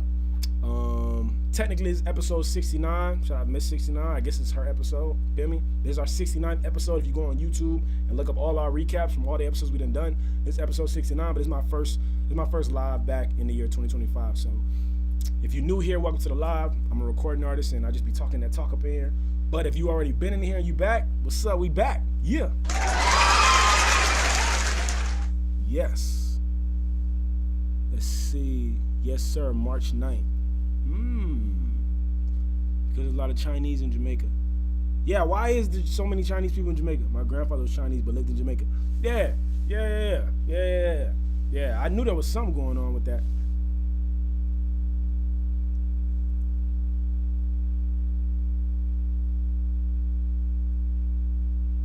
Yes, sir. March 9th. I didn't understand the March 9th comment. I be feeling like I don't know. You know when you in class and you scared to say that you don't know what's going on? If I don't understand something, I be doing that sometimes. I be like, shit crazy. And I don't be knowing what's happening. I be like, yeah, going to PR March 9th. Oh, that's what's up. Fire. Super fire. Now, Puerto Rico's where it's at. I would highly suggest going to Puerto Rico, man. Puerto Rico got energy to it, yo. When I was really young, we lived in Puerto Rico for a little while. We lived in my grandfather's house, and we got like really old VHS tapes of us in Puerto Rico as children, like me and my sisters. There's one video in particular that always got me. Like, I got memories of Puerto Rico too, bro. Like, I got memories. Like, Puerto Rico is a vibe. But there's one memory in particular that's on this VHS tape, man, where you just see all the Puerto Rican dudes in my grandfather's neighborhood hanging out. And I guess, bruh, it was just a party time. I don't know whose birthday it was or whatever. They celebrate, so they're grilling. They about to like kill a pig and get it together. And so I just see me walking around, but I see them grab a pig and they wrap up its arms and its legs, throw it over a tree and like hang it upside down, put a paint bucket underneath the pig and just like open it up, let all the blood fall out. And I'm watching this like, yo, I'm watching this as an adult like, damn. This is what they doing. They just cutting it open. And like, it's so crazy because I don't see that shit in America. I'm just walking around the corner and see somebody just open up a pig like that and just be like, we eating today. It's not common. So when I see the way they gut, I'm like, this shit is gruesome. That's gruesome, bro. That pig, that was gruesome. And it's so common, but it's like, it's a cultural difference. Like, if you wasn't raised around that shit, it'll blow your mind. Like, boy, these boys willing to open you up. Like, man, some people that should always scare everybody is butchers. You know what I'm saying? Like, you should always be scared of a butcher, bro. A butcher got the ability to like dismember you. I gotta watch what I say on this app, bro. They gonna ban me again. So I'm telling you, if I leave, I'm at the chiropractor. I'll be back after. Okay, I love it. My friend Louisa lives there. She could be our tour guide. Y'all about to get it in. Are you aching for some bacon? Nah, man. I'm not aching for no bacon, boy. That thing was crazy. The way, like, you gotta see it for yourself. Like, you gotta watch the video in order to like see it. But they just flipped the pig upside down and just it's so easy to do. Just take a knife and just gut it in the stomach and open it up and watch all the blood fall out. Take all the intestines, put it in the bucket, give it to the ladies. They about to clean it and saute it and do what they gotta do inside while the guys take the pig and flush all the organs out. And that shit was alive 30 minutes ago. Now you about to cook it and cut it up the way we want to cut it up. My God, I'm native. We do that to deer and buffalo. Oh snap! Why they banana you the first time? Yeah, nah, I be getting that work. They keep banana. I can't even say that, bro. They keep kicking me out. That's all. They keep getting me out of here, bro. That's what's up. I think maybe I need to learn how to do that. You know what I'm saying? Because if push come to shove, but then again, I don't eat meat, so I don't eat pork. I also don't eat like chicken. I don't eat beef. I do eat fish though. So I probably just gotta learn how to fish better. And I'll be straight. But yeah, man. The ego and your mind, yo. Control your mind and get your ego together. You know what I'm saying? But it's so crazy to me, man. Like, we will walk through life never knowing what we really capable of, bro, just because we don't know. You know, and it's so sad, bro. Like, it's so sad. At least you can fish year round. That's a fact. Yeah, that's a super fact. I love me some good fish, yo. I went to Egypt and I had the best fish in my life, and I never knew it could get down like that. I got a friend, he's Jamaican. He came to my crib one time and I had some like fish I was about to make from the freezer. I was like, yo, you want me to I'm about to make some fish. You want some fish? He's like, nah, I don't eat frozen fish. I'm like, man, you bougie. He like, nah, bro, look, I'm Jamaican, bro. Like, I'm just used to eating it fresh. I don't like frozen fish. It don't taste good to me. I was like, whatever, bro. I didn't know what he was talking about. I'm like, man, this fish about to taste good to me. Then I went to Egypt. When I was in Egypt, we went by this restaurant, and it was like a fish market in the front, but a restaurant in the back. And it was like, they got these fish on ice. You could buy the fish and just go on about your business. Or if you want to eat in the restaurant, you just pick your fish and they'll make it for you.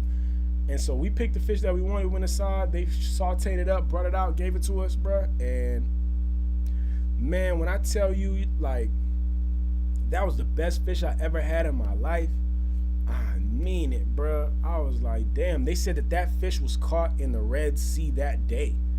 You know what I'm saying? The Red Sea, the one that Moses parted, like, that was some good fish, bro.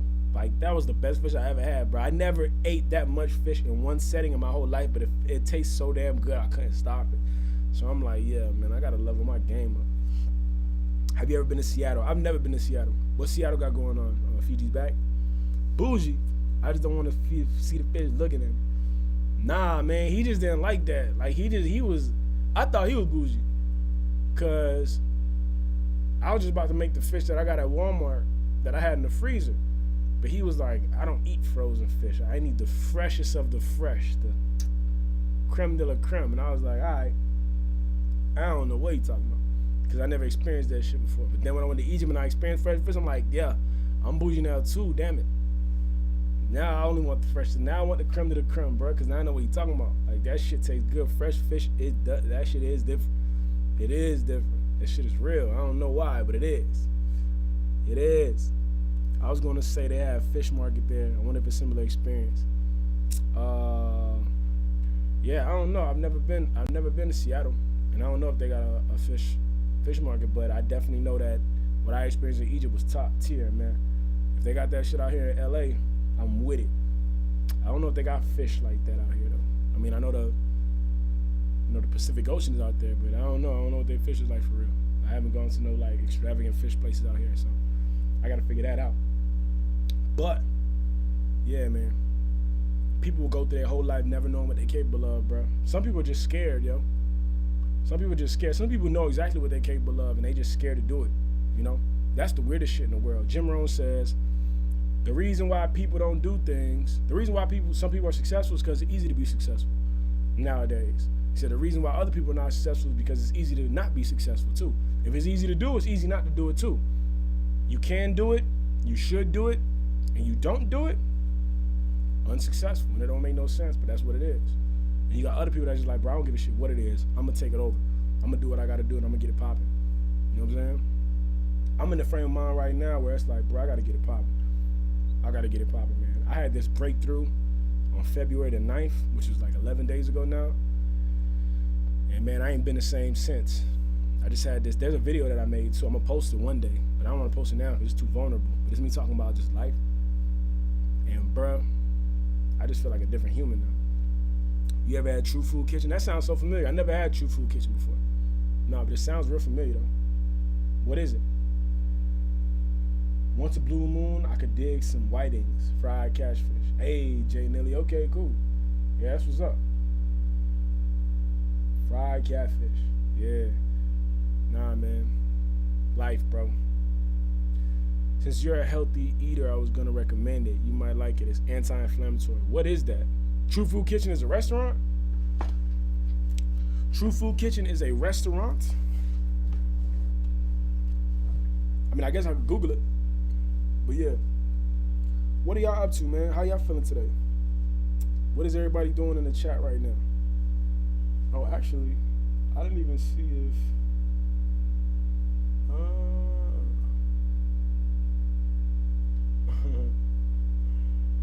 Lord.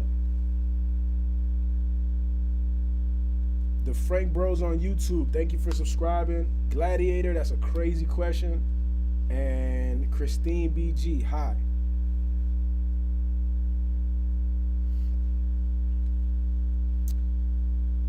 Yes, I believe they have a location in Santa Monica. I'll definitely go if they got it like that. Aaron, since I worked last 3 nights. Ah, okay. What do you do, Miss 69? Meal prep and making oxtail. Hey, shout out to the meal prep, man. Look, when you meal prep properly, bro, your weeks just go better. Life just gets better for you, man, because you saving money and you're not eating things that you're not supposed to eat. Meal prepping is where it's at. I'm an RN. Ah, that's what's up. You out here saving lives. You out here saving lives, Miss 69. I like it. I remember that post on Facebook. Dude was like, I need an RN. I need help from an RN right away. And some dude commented, he said, I'm a real nigga. What's up?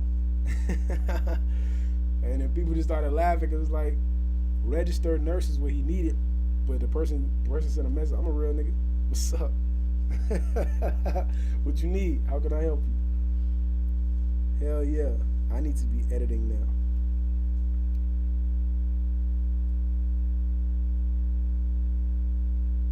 I remember that one. I'm telling you. BG's back. When you say editing, what do you mean editing? What are you editing? You into, Jay Nilly says, you into astrology, spiritual insight. Okay, so I don't know what spiritual is spiritual insight like a specific thing, or is that like another way of saying astrology?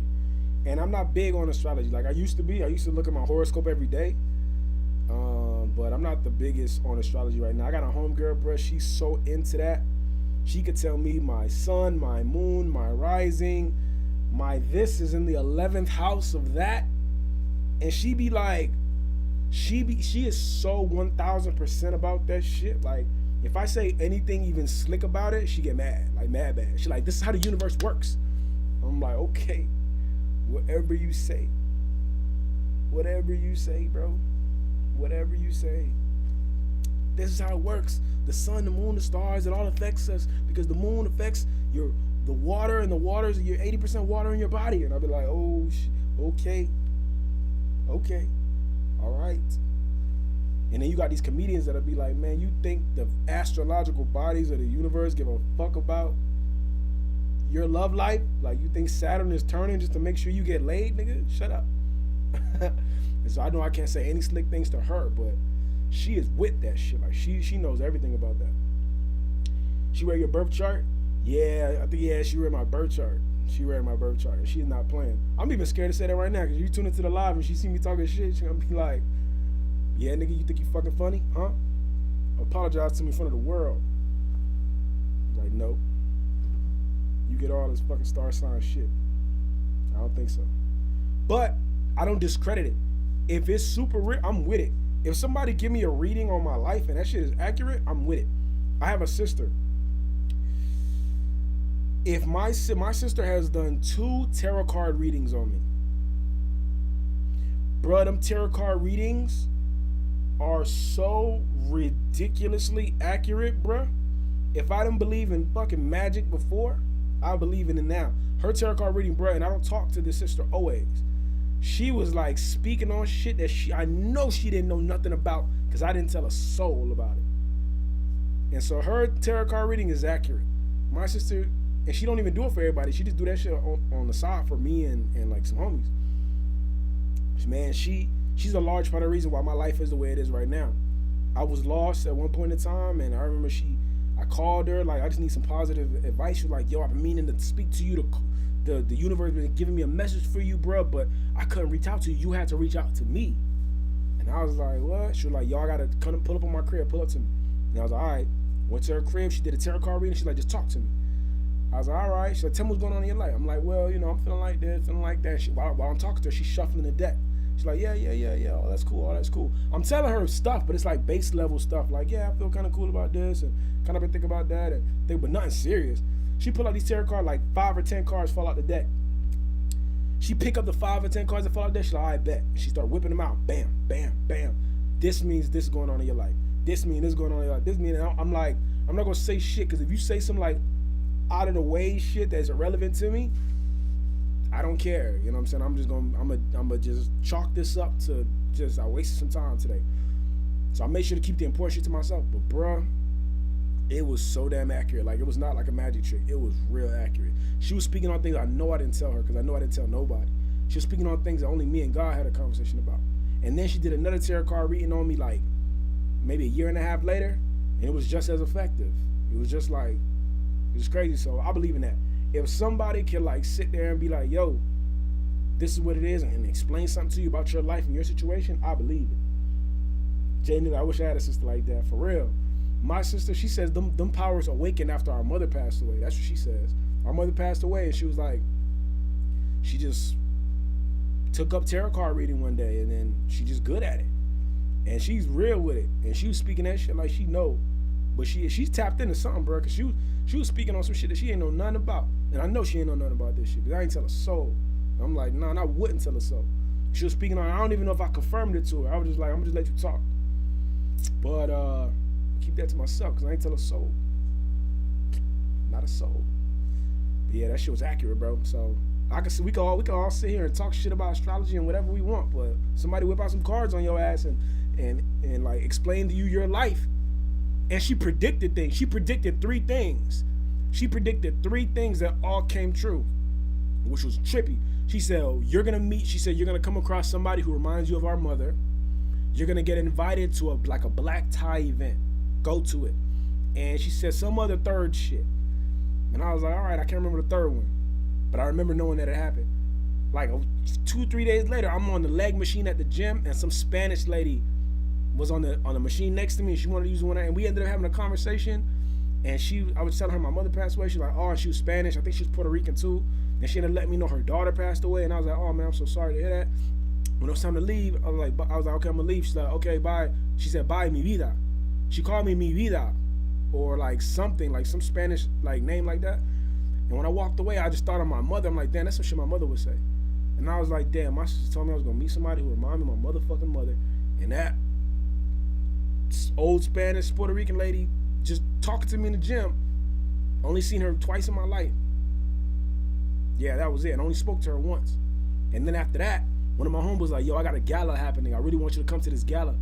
I was like, nah, bruh. He's like, yeah, come pull up to this gala. Timberland's wife is partnering with us on a gala in Miami. Pull up to it. It's a black tie event, this, that, and the third. I didn't go to that shit, though. I probably should have went to it. But he's like, yeah, pull up to the gala. And I was like, damn, bro, I met somebody who reminded me of my mother, and I did get invited to some black tie shit. I called my sister. I'm like, yeah, bro, whatever's in your cornflakes is legit, because that shit is real, bro. Super real. So, yeah, I don't know, man. Some people got the juice and some people don't. I respect it, but I remain neutral in astrology or spiritual beliefs. I feel you, Fiji's back. I feel you. You don't get nothing by over-believing in it, and you don't get nothing by under-believing in it. I think your life is really guided by your faith and what it is that you deem to be true about your life and who you are. Some people live their life by the Bible, and so the Bible becomes a self-fulfilling prophecy for them. Some people live their life based on astrology, and so that becomes a self-fulfilling prophecy for them. Some people live their life with no belief system about anything other than what they could see, and that becomes a self-fulfilling prophecy for them. And a lot of times we don't even notice that. It's like Myron Golden calls us our reticular activating system. Pretty much meaning like what you believe in, you will notice. What you don't believe in, you will not notice. If I believe in ghosts, I'm gonna see a damn ghost. If I don't believe in ghosts, I'm gonna be oblivious to it. You know what I'm saying? Because a part of your brain is gonna allow you to pick up on the thing that you believe in, because your mind and your body is seeking to prove itself right at all times. So there goes that. No, you should have went. Absolutely right. Yeah, I probably should have went. The tickets was like expensive though. I think bro was like, yeah, I'll give you 50% off on the ticket. I probably should have went. Damn, why you ain't go? Honestly speaking, damn, both of y'all, yeah, it's true. I didn't go.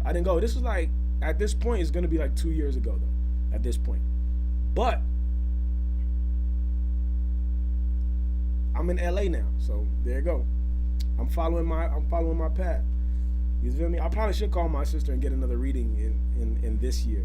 She predicted some, and she was saying some shit at my last reading. It was so weird, because the weirdest thing about my last reading was that the first half of the reading wasn't even about me. The first half of the reading was about my ex. She was talking about all these emotions and all these feelings, and she's like, I don't feel like I'm tapped into your brain. I feel like I'm tapped into somebody else's brain. And she started giving me all these emotions that my ex was experiencing about the current time that we was in. This is after we had just broken up. And she was just telling me all these things about what her experience was like right now. Apparently, I was on her mind so much there was like this connective highway that my sister was able to tap into based on the tarot card. She's like, I'm pulling this shit, but these are not your cards. I was like, what? So she was like, the first half of my reading was real trippy. She was just telling me all this kind of shit about what my ex was experiencing in those moments, because like she was in a state of like distress over the fact that the relationship had come to an end. And then by the end of it, she had let me know. She had let me know, like, yo, bro, whatever you do in your life, just don't go back to that old relationship. And I was like, shit, okay. She was like, nah, these cards ain't right. This isn't good.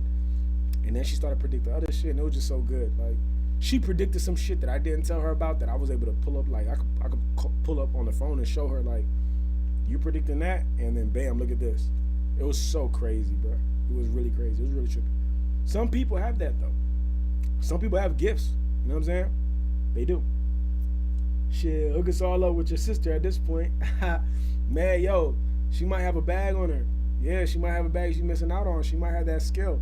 Yeah, I probably should. I'd probably be like, yo, I got people who want your services. But the last time I asked her to do a reading on somebody, she told me she wasn't going to do a reading on nobody. She said she only want to do it for people in the family. So I was like, I told one of my homegirls about this process. I'm like, yo, my sister read this shit crazy. And my homegirl's like, yo, can she do it on me? And I was like, let me see. Yo, can you do it on my homegirl? She's like, I'm not trying to do that. Like, I think that the ability that I got is specifically for certain people. I'm like, all right, I ain't even fight her on it. So I don't know. I don't know if she's open to doing it for people. To be real, I only asked her for one person, and she shut me down. So I had to tell my homegirl she couldn't even do it.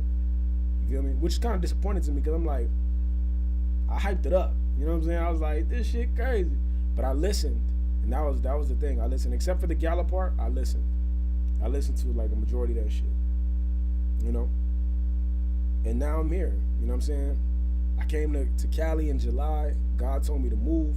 I didn't know how I was going to do it.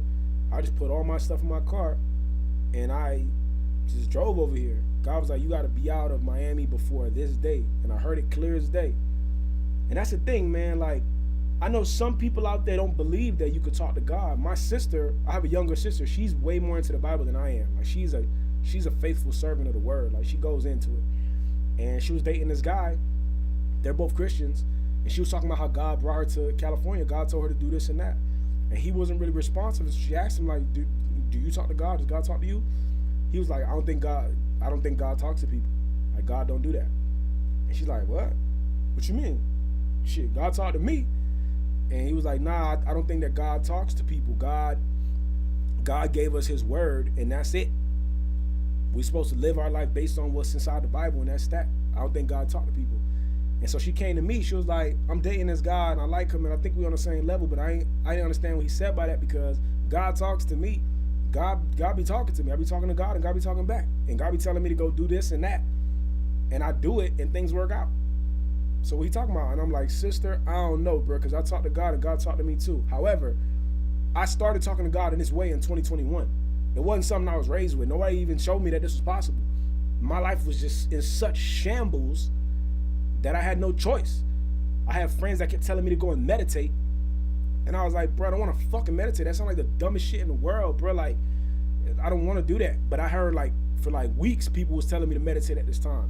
Now I was like, man, whatever. And then my mother had passed away. Me and my girl was beefing. She was about to leave me. And I was, man, my life was in shambles. And I was like, man, damn. And so what I did was I just went to the beach at 5 a.m., sat there like, fine, I'll meditate, whatever.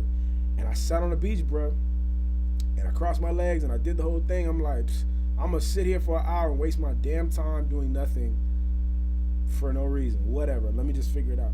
So I went and I sat at the beach, bro, closed my eyes, and, bro, almost instantly I heard a voice say, now look at what I had to put you through for you to finally come and sit with me.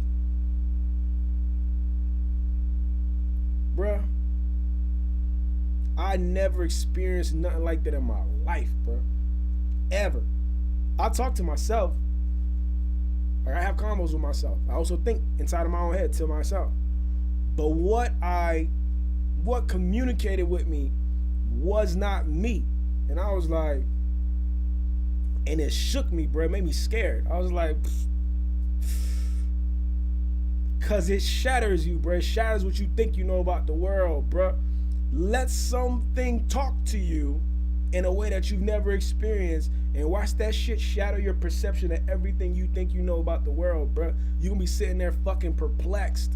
You will know it all until some shit happen that you ain't never experienced, and then you like, bruh. And I can't even tell nobody about this, cause who's gonna believe this experience? Like, I'm going to a mental asylum, bro, cause I'm talking to myself. I'm hearing voices now.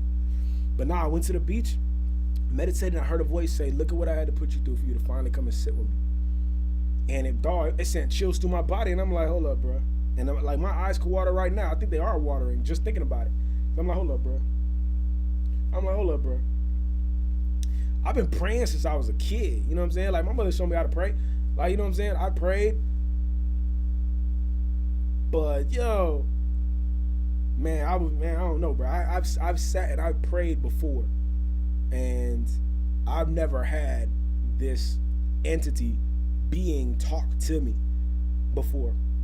What I understand now, though, that I've had that experience and I've developed a relationship with God, is that I was just never quiet enough to hear it. Yeah, I was thinking too much, and I wasn't making the time.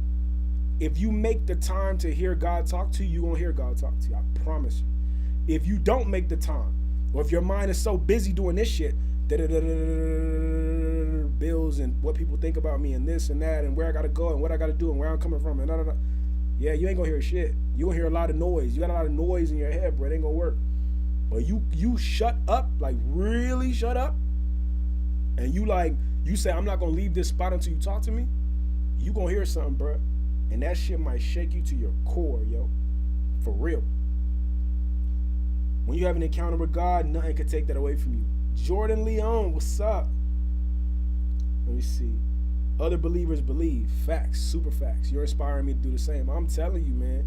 Like, I sat there and again, my life was in shambles, bro. And people have been telling me to meditate for like 3 weeks at this point. Like, one person said meditate, and another person said meditate. One girl actually came to my house and showed me how to meditate.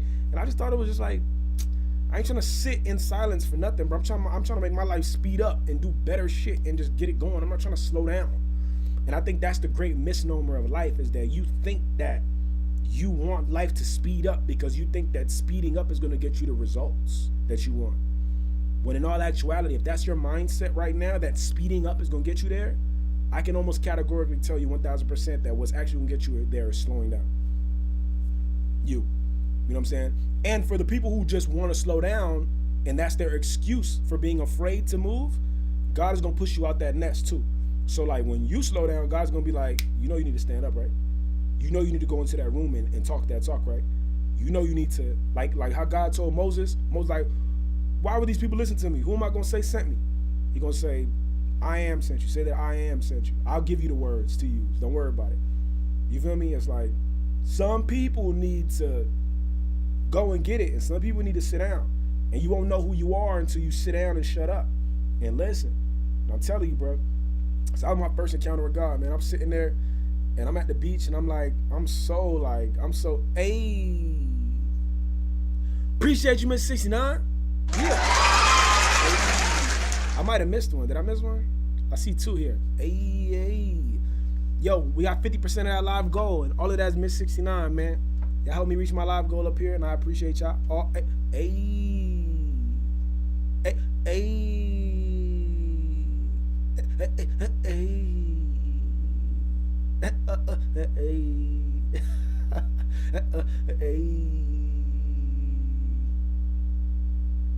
Yeah. Hey, appreciate you. Miss 69, I appreciate you. I appreciate you, Miss 69. Yo, she helped me get to my live goal all by herself. Miss 69, you are the best. Appreciate it. Jay Neely said, man, I'm about to go meditate right now. I want to hear the voice. Yo, bro, go and do it. Go and do it and be ready, man. Be ready. Be ready, because it's real. It is real. It's 1000% real. Oh, hold up. Let Let me see. Jordan Leon says, that's why it's so powerful, stillness. The Bible says, be still, not peace, run around all the time. Yeah, it's very funny. That's very true. Appreciate you, Miss 69. You the best. You 1,000% are. Thank you for helping me reach my live goal today. You the truth. You got to be able to sit with self and reflect so God can show you things and speak to us. That's so true. I'm about to start going live on TikTok. I just got to prove. Hey, okay, turn it up. Go live. Love it.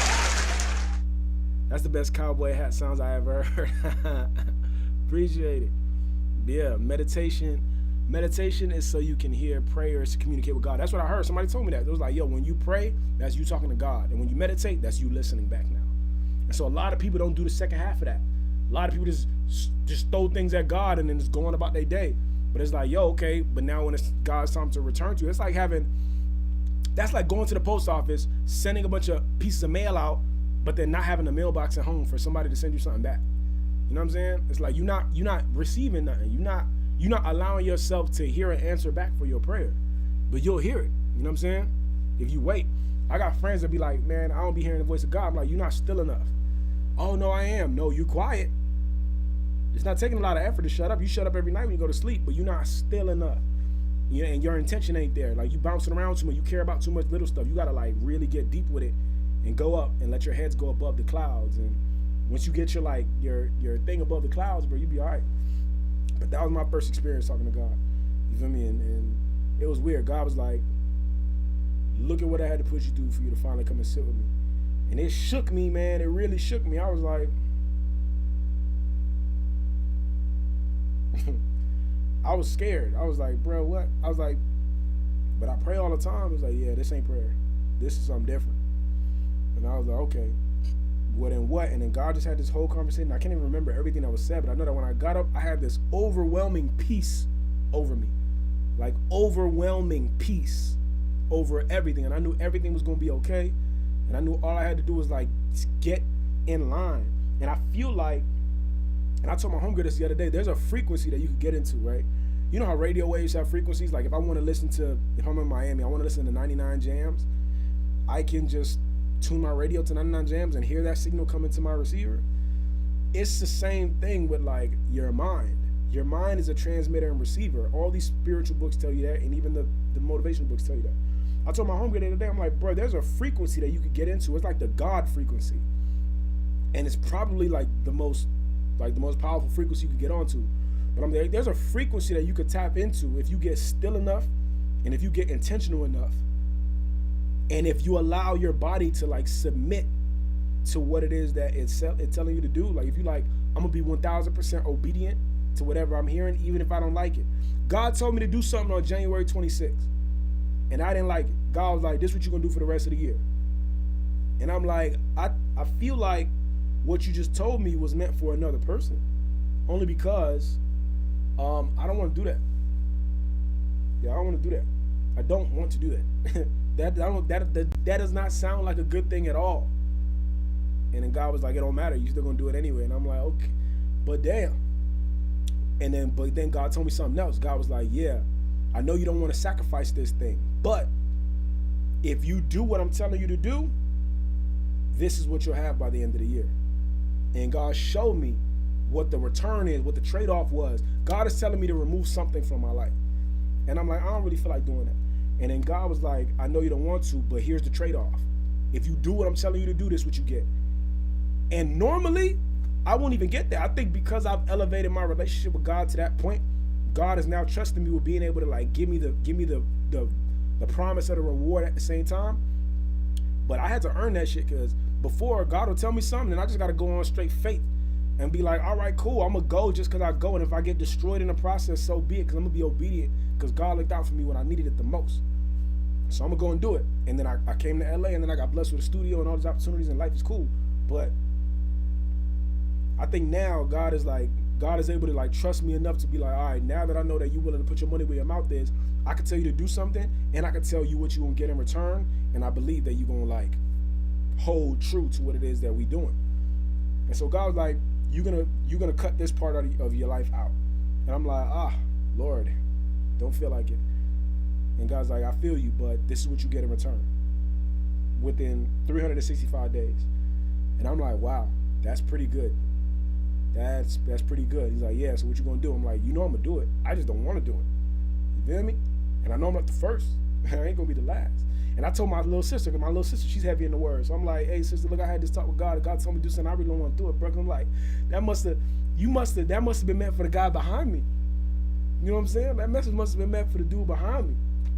Cause I already felt like I feel like I'm already good with a lot of things. So that must have been meant for the dude behind me who need all that extra. Like, I don't think I need the extra. You feel me? And God's like, nah, bro, that's for you. And you're gonna do exactly what I need you to do. And I'm gonna trust you with it. And that's what you gotta understand too about what God tell you to do something. God is telling you to do something not because God is just God and you just you. God is actually trusting you with something. You know what I'm saying? It's like, imagine you giving your kid $1,000 to go and get groceries for you and the rest of the family. And then you give this kid $1,000, they leave and come back with some Jordans, some one-on-one off-whites. You're like, where's the groceries for the family? You're like, oh, I just thought you gave me $1,000 so I could just live my best life. You're like, nah, you don't understand. I didn't give you that thing just for that. I gave you that. I was trusting you with an assignment. When I asked you to do something, it's because I'm trusting you with something. Because if I don't give you nothing to do, what's your point of even being here, bro? What's your point of being in the game if you ain't got a position? That's the real thing, bro. Like, why you in the game? You ain't got no position. Jay Nilly says, real talk, I was meant to be in your live today. Every single thing you spoke on has been reaffirming message for me. What's up, Jay Nilly? For sure. Hey, right. Why not you? Hills, AMO. Why not you? Exactly. Why not you? Let's see what we got up in here. Ego is the opposite of God. You already know. I just had a whole conversation about ego, man. That's a fact. Sacrifice. You got to be willing to give something up for elevation. That's a fact. Oh, snap. She said, wait, what was that? We are God's hands, feet, and mouth. Just the vessel, right? Encourage more viewers to share. Absolutely. You have to be willing to give something up to elevate first. I second that. Fiji's back. It sounds like the investor, God absolutely trusts that you trust him. Yeah, it's a fact. I appreciate that. That's a good statement. It's a fact, man. And so, like, I called my little sister when I had this little convo with God, and I'm like, yo, God, all right. I called my sister, I'm like, yo, hey, God told me to do this thing, and I really don't want to do it. She's like, oh, then for sure, do it. I was like, why? Why you say that? She said, cuz, you really having a conversation with God when God tell you to do something that you don't want to do. Like, it's easy to be like, oh, yeah, God told me to go out here and get $1 million from these people. Like, yeah. And you wanted to do that, so you good. But you really showing your, like, loyalty when God tell you, hey, go and give $1 million to these people. Oh, hold up now. Because, you said you was going to prosper me. Yeah, but you're not the only person I'm going to prosper. So now go take $1 million out of your account and give it to the streets right now. But, like, can I at least choose the people I give it to? No. You won't go and give it to the person that I tell you to go give it to. You don't give it to a single mother. You don't give it to a college kid. You don't give it to an ex-junkie. And you don't give it to somebody who you despise. What? I'm going to give it to a hater? Yes, you don't give it to a hater. A hater, damn near op, like damn near opposition, but somebody you genuinely don't like. Well, I don't want to do none of that. It's like, I don't care what you want to do. You trust me or not. And if you one of them convenient, you know what I'm saying, listeners, you're going to be like, nah, I was with you when you told me that I'm going to get the $1 million. But the second you told me to, like, kick it out to somebody, I'm going to just, now you trying to talk to me, la, la, la, la, la, la, la, la. Now God trying to talk to you and you ignorant. Now you can't hear no more. Now you deaf. You got the elevator music playing in your head because you got money now. And that's sad. But that's true, and it happens. The second some people get some money, they got elevator music playing in their head now. And that's like, because you don't want to hear no more. Oh, I got what I wanted. I'm out the game. It's like, yeah, but like, you not in this world just to serve yourself. You gonna get yours, but you're not here just to serve yourself, bro. You gotta give. And yeah, so when you that kind of person, God is gonna let you be oblivious, and then eventually, as all humans do, as is human nature, you're gonna squander your money. You're not gonna have no money no more. And then when all hell is breaking loose, you're gonna be down on your knees praying to God, talking, being like, forgive me, I'm sorry, all this and all that. Because life has convinced you that anytime you say sorry, God gonna forgive you. And God is gonna forgive you, but he might not give you no money no more. Like, I know I can't trust you with no bag right now. You're going to have to earn a lot. I'm going to give you $10 for the next 10 years. And we're going to see what you do with that. I can't trust you no more because I gave it to you at a point in time where I knew you could hear me and I knew you understood the assignment and you chose not to do it. You know what I'm saying? Now, flip it to the other side. God, I'm with the vibes when it's time for me to get $1 million from the street. Now God be like, nah, get the money to these ops or give it to all these people. If you somebody you like a regular person, you're gonna be like, yeah, okay, I don't really want to do that, but I'm gonna be obedient. I'm gonna be obedient, I'm gonna listen anyway. And you know what? I might only have $1,100,000 in the bank. I might have $1,001,000. I might have $1,005,000. I might get this million up and have $5 left in the bank. But if I'm obedient, watch what happens. I've seen this happen a few times. I just saw this happen in my sister's life. My sister lost $90,000 on an investment property in another country. And she was like down bad. But she stayed committed and she stayed on God's path. And she like stuck with it. And bro, within 1 month, that 90 came back. And then 100 something came back, and then 2, and then 3, and then 4, and 5. Like it doubled up in her favor, and now she's like straight, super straight. And I was like, wow, man, like that really turned around for you. She's like, yeah, but that's because I stayed obedient. I stayed on it. I didn't allow my life to fall apart just because I took a big L, and I didn't allow me to throw God out the window when shit wasn't convenient for me no more. You know what I'm saying? Like everybody down to say God is good when things are convenient, but is God good when your mother's laying on the bed over there or your child is laying on the bed over there? Lifeless. A lot of people throw God out the window around no signs. If God is so good, why does this happen to me? Who else is supposed to happen to? Huh? Are you or are you not in the game? You in the game, right? It's gonna happen to a player. It's not gonna happen to somebody in the stands. It's gonna happen to a player. You playing in the game right now. There you go. So it's like that person get $1 million. He actually is obedient and gives that up. You'll see, man, it'll be like the next day or a month later, 5 weeks later, that not only does $1 million come back, but a machine, $1 million machine comes. And it's like, yo, I don't only have $1 million now. I have a machine that continuously gives me multiple millions of dollars a week, a month, a year. Some of the wealthiest people in the world are making $1 million in a day. Bill Gates makes $20 million a day. It's just crazy. Crazy. An amount of money that most people could never even quantify. He makes it every single day. There are people in this world who are living in a completely different way than the rest of us, and it's all as a byproduct of their mind. And so I started this conversation by talking about the God frequency, man. There's a frequency that you can get onto. Like, how do you think there are certain people in the world that like can predict things in advance? It's like, yo, it seems like every move this person make is a good move. It's like, no, that person is consistent, reliable, can be trusted with what they have, and they're connected to something. They're connected to a frequency that you're not connected to. The radio station that you're listening to is keeping you broke. The frequency that you're connected to inside of your mind is keeping you broke. You're listening to a certain kind of narrative that is keeping you stuck where you at. This person attached themselves to a better narrative, a better frequency, and that frequency started changing their life. You know what I'm saying? I was talking to my homie and I was like, man, there's a God frequency out here, bro. I've experienced it at certain points in my life where it's like I'm totally like in a state where I know everything gonna be cool, and then I go outside and certain things just come, and it requires courage. You know what I'm saying? Because to know something is gonna come and then go outside and still receive it is two different things. And so it's like, but I know it's real, man. I've experienced it a few times, and it's a frequency that we should all live on. And a lot of people just don't know it exists. And it's crazy because sometimes I say God to some people, and I know they immediately check out because they think I'm talking about church. I'm not talking about church. I'm not talking about church. I'm not talking about the Bible. I'm not talking about Christianity. I'm not talking about none of that. I like all of that. That's not what I'm talking about. You feel me? Like I don't think it's wise for a human being to confine God to a room or confine God to a book. Like, do you think this book can encapsulate every single miracle that God has done? Nah, because God is the miracles in my life, and it ain't in the book. And millions of people's lives, and it ain't in the book. So it's like there's one thing to pay attention to these things, and I love them. And there's a completely different thing to like actually develop a relationship with a living being that can communicate with you. You know what I'm saying?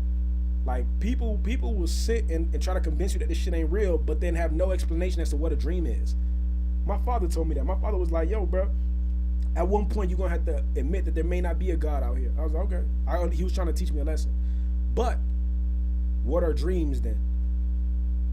And I was like, huh? He's like, what is a dream? In a dream, I'm traveling. I'm speaking to people I'm speaking to people who've been dead for years. I'm eating things. I'm experiencing things. I'm having sex in dreams. I'm experiencing so many things. And there's not a human alive that can explain to you what a dream is. Not one. We have like ideas. Oh, a dream is some things from your waking mind connected with these things of, and then other. Shut your ass up. What the fuck you talking about? Explain to me what a dream is right now, and how come they're not consistent? Not one person dreams every single night, and not one person does not dream every single night. It's like, it'll happen when it feels like it. You can't explain it. You can't put it into your hand. You can't even explain air. You're just doing your best to explain air. You know what I'm saying? Like, you can't explain none of this shit. So, like, don't be so quick to disprove or debunk something, bro. Because it might be just as real as anything else. You know what I'm saying? Somebody said, I'd much rather live as if God exists, die and finds out that he doesn't, than to live as if God didn't exist, die and find out that he does. Boy. And so it's just really funny. It's really deep. Let's see. All that church hurt stopped them from hearing the message. That's very true. The second you say God to some people just check out. Because I'm like, this person's trying to bring me back to church. I'm personally not trying to bring you to church. You go where you feel like it. I wasn't raised in church. You know what I'm saying? But I've had some very real experiences with my Creator. When I pray to my Creator. The being that created me, the being that sustains me, the being that has a plan for my life and a purpose for putting me in this space and place and time. That's what I'm praying to. I'm not even going to get caught up in the names. Because some people will try to fight you and be like, this is the name of the Lord. And I'll be like, bruh, if you don't get your weird ass away from me, bruh, take that shit to somebody who actually gives a shit about what you think that you know about anything. I just told you can't even explain a dream to me, but you're going to explain all this other shit. You don't know what you're talking about. Most people don't know what they're talking about. If you can't even like approach life with that level of curiosity and like acknowledgement of the fact that you don't know what the fuck you talking about, then I can't have a conversation with you, bro. If you're gonna sit and tell me this is absolutely this and this is absolutely that and anything else is just heresy, shut your goofy ass up. You have no idea what you're talking about. You don't. Most of us don't know what we're talking about. For real. So just keep an open mind, bro. Keep an open mind and stay humble about it, because you might believe this thing so hardcore and I might bring some information to you tomorrow that shatters your fucking earth. And now you're not the same anymore. And that's how a lot of people end up getting like so dejected and just off-put and don't believe in nothing no more, because what they did believe in was disproved. So just don't be so attached to what you think you know about life, man, because something might happen that changes your perspective. I had a friend, he's a millionaire, crazy millionaire. Like, this dude is moneyed up. He owns some of the most successful spots in Miami. And I'm at a party and I'm talking to him, and I wanted to talk to him about branding. Like, yo, tell me about what a brand is and branding and marketing, because he's very successful. He owns some of the best nightlife spots in Miami. We spent 10 minutes talking about branding, and then we proceeded to spend 3 hours talking about DMT. Now, like, whoa. But he's an avid, like, psychedelic user and advocate. He advocates for every person to use a psychedelic at least one point in their life. And I'm listening to this guy, and I'm like, all right, so I thought psychedelics were for hippies, druggies, weirdos. I thought psychedelics was for people who just want to get high and escape reality, like weirdos. This dude is a multi-millionaire, and he is on his shit. Like, this man could teach a TED talk. He could teach a college course. He's a millionaire business owner, bro. He know his shit. He's not a regular one either. Like, this dude is rich. And I'm like, this is somebody who people look up to, bro. And you got like, did he say he has over 1,000 employees? I think he has over 1,000 employees. And he has, at the time, 26 locations of a certain brand of his around the world. One of them was in Miami, and the shit was popping. I don't want to give too much info because I can't speak on nobody's business like that. I can't just tell you his name. But this nigga is somebody who, I know I'm gonna listen to this nigga. Yeah, you got as much money as you got, and you as successfully, you built brands, and you good. And so we're in a mutual friend's house, and friend invited me and a couple others to perform in his living room, because that's how big his crib is. So I bring the band in, we perform in his living room for him and his C-suite executives. I learned what the C-suite is that night.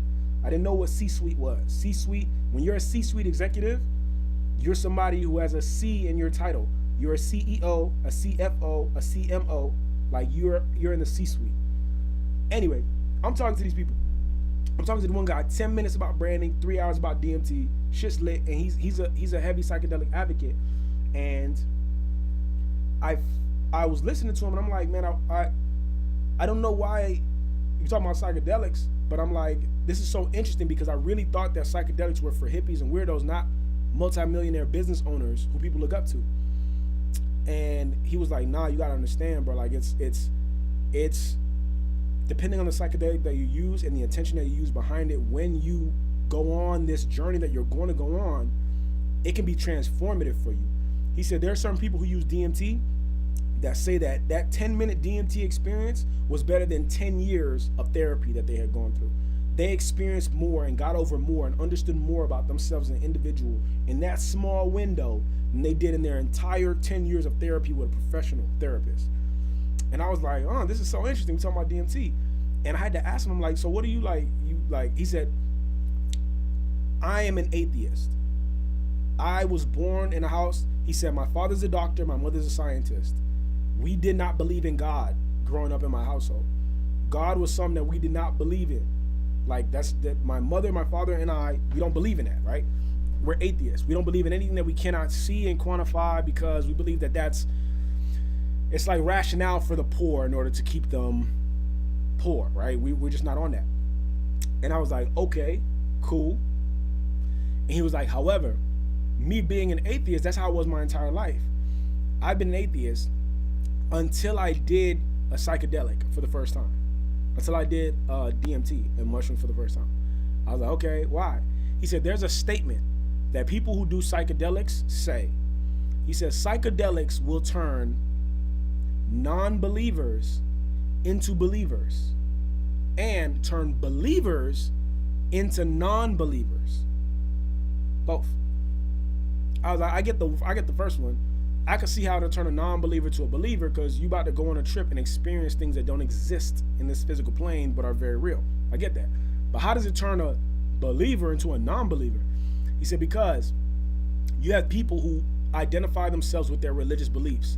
They're Catholics, they're Christian, they're of the Hindu, they're Muslim. Like you have people who identify themselves with this religious belief, and that's how devout they are to what they believe is the true meaning of God, is the true meaning of life, and is the true stories, right? He says, so these people are like super believers in their religious construct. It turns a believer into a non-believer because these people who are so avid about their construct will take a psychedelic, have an experience and have an encounter with something, an intelligence, a force, a beings that are not what was described in their book, and come back to this plane changed. Now they're like, bro, and he was like going in, he was like, you'll have people that will go and meet machine elves. You have people that will go and meet machine insects, and it will blow your mind. You'll have people that will come in contact with spirits that feel so familiar to you, there's no way this ain't God or an ancestor. I know this thing, and this thing knows me. And we're having a conversation, and I'm not in danger at all. I actually want to stay here. I don't even want to go back. And then they come back to this plane, and now they're altered. Now they're not as attached to the book because the book did not prepare them for what they actually experienced. And it's like, oh, that's crazy. And so it's beautiful. Like now he's like, now I was raised an atheist. He said, I'm not fully on one side or another, but I have to agree and I have to concur that there is some sort of intelligence, higher intelligence, some sort of being or beings that overlook us. There's absolutely something else, because these things, these substances, mushrooms, DMT, will bring you in contact with something that knows you very well and is just talking to your ass like, yo. And it's like, and it's like these things are so benevolent that it's like, if you're scared, they won't even approach you. If you're scared, they'll allow you to just be a tourist on a just go on your little journey and come around if you're that scared. But if you're open to like, I want to talk to you, I want to talk to you, I want to talk to you, they'll open it up for you. They'll speak to you. They'll be like, yo, okay. and they'll have an experience. And he's like, it's crazy because people will come down off this plane, and then they'll not be able to remember everything, or they'll just know that it happened, like a dream. You had a fire ass dream, but you can't remember it. It's like, fuck. And it's like, but this is not a dream. You were awake and you were conscious somewhat throughout this entire process. So it was really interesting, man. Like, those things are really interesting to me. Like, the human condition, what humans are, blows my mind. It will always blow my mind. It has never not blown my mind. You know what I'm saying? And to hear a person who says, I'm an atheist, my daddy was an atheist, my mom was, so it's deep. That's deep atheism, bro. When your mama tell you ain't no God, and your daddy tell you ain't no God, and don't listen to nobody tell you there's none of that, that's deep. And for you to take a psychedelic, come in contact with some shit that you can't quantify or explain, come back to this plane and be like, I don't know what the fuck they was talking about. Because I came in contact with something that knew me and was definitely, we were in it. And I'm here now, and I cannot shake this awareness of the other side. I can't shake it. It's there. So I'm like, damn, that's interesting. I've done mushrooms in my life. I've done mushrooms twice. Once it was very low. The next journey was like real intense. And both of those were just extraordinary. And God was a part of my journey, bro. And it's so funny because one of my partners came to the studio the other day, and he talked about his mushroom journey. He was like, bro, isn't it funny how you'll do mushrooms and you have a guide? I was like, bruh, let's fucking talk about it. Cause that's how I felt. When I did my trip, I was like, I was being put into these different spaces and places to experience and learn what I was supposed to learn. But there was something right here. Something was right here where my hand is. There was a being right here. And I was like, in my spirit, I'm like, that's Jesus. Feels like Jesus. I think it's Jesus. I'ma just end the chapter with saying that's Jesus. But whatever it is, there was a being right here. And I was like, I felt that through my entire experience. I was like, take me to God. I was listing it because I'm like, I was intentional about my mushroom experience. I ain't just get high in a party and lose my mind. No, I was like, I set my environment. I put my phone on airplane mode. I wasn't about to just lose my brain for no reason. My brain is valuable to me. So I was like, nah, if what I've heard about these things are true, I want to have like a true, authentic, good, real encounter with something outside of myself. I'm with it. And bruh, I definitely had it. That shit it was taking me. Once I felt it taking me, I was like, all right, if I'm gonna go on a trip, take me to God. I want to see God first before I lose my mind. And bruh, what it took me to was so interesting because I said, take me to God, and I ended up in front of like a river. It was like a vertical river. It kind of looked like a waterfall. And I didn't understand. And I'm like, I said, take me to God. This thing took me to this like self-perpetuating waterfall. And I could go all the way around the 360. It was like water was coming from itself. It was interesting. But I knew too, don't touch it. Something was like, don't touch the water. It didn't say words to me, but I knew, don't touch this water or else I'm going to get shot to another part of the galaxy. Feel me? I'm going to end up somewhere I don't want to be. And so I was like, okay, I knew not to touch the water, but I was like, but I felt a presence right here, right over my shoulder, just like hanging with me. And I was like, anywhere I wanted to go, I was like, take me to love. Show me what love is. And I got shot into another experience. I'm like, show me who I am. And I saw myself in every multiverse, all the universe. I saw me that was a waiter. I saw me that was a soldier. I saw me that was a diplomat. I saw a bunch of me's. I wasn't seeing them. I was like becoming them. It was so interesting. And anyway, I could talk about my whole trip, and it's like a really interesting story. But one of my partners came here, and he's another guy. He's like a business owner in Miami. He's a respected business owner. He's not an insane person. He's not like a cracked out loser in the street. And so I'm so impressed by like how many professionals and millionaires and business owners I know that have all done psychedelics and like recommend it, on a therapeutic level, like on a deep spiritual, this shit will help you come to center about something that may be bothering you. You don't even know it. Bro was sitting in the studio. He was like, bro, isn't it funny how like you go on a mushroom trip and you got a guide with you? I was like, bro, that's so crazy, bro. And it's true. On my mushroom trip, I had a guide. There was something right here walking with me and hanging with me. It was something right over my shoulder that was like, I'm going to take you wherever you want to go, and we're going to see whatever you want to see. Like a perfect, beautiful tour guide. And I was very impressed by that experience. And it wasn't scary. It was just like, wow. And it showed me a lot. When I came back out of that experience, I was like, damn, I know exactly who I am and I know exactly what I got to do. This is crazy. You know what I'm saying? Like, and a lot of the experience that were given to me as a youth were all tricks, essentially. Like, a lot of things that I thought were real about the world, or I thought was real about me, was just not true. It was just like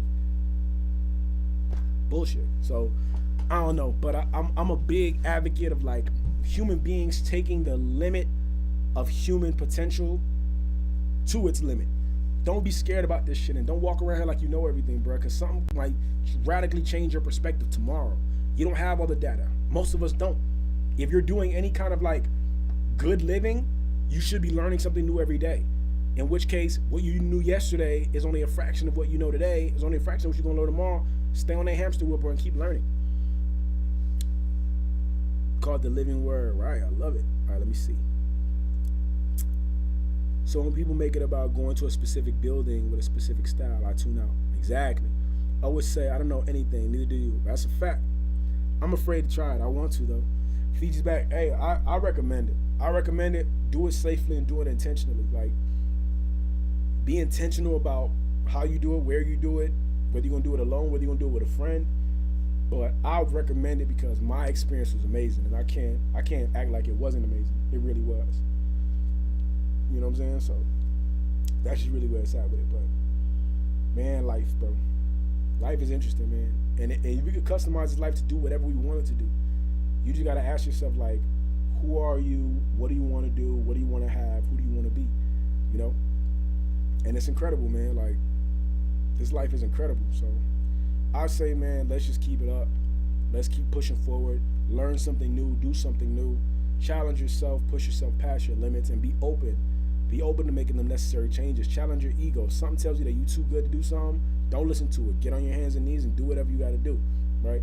If somebody tells you that you're not good enough to do something, don't believe that either.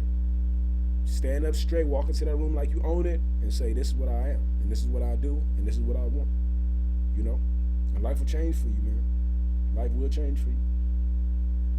I'm going to jump off the live right now. This is a great intro live. Hope y'all enjoyed it.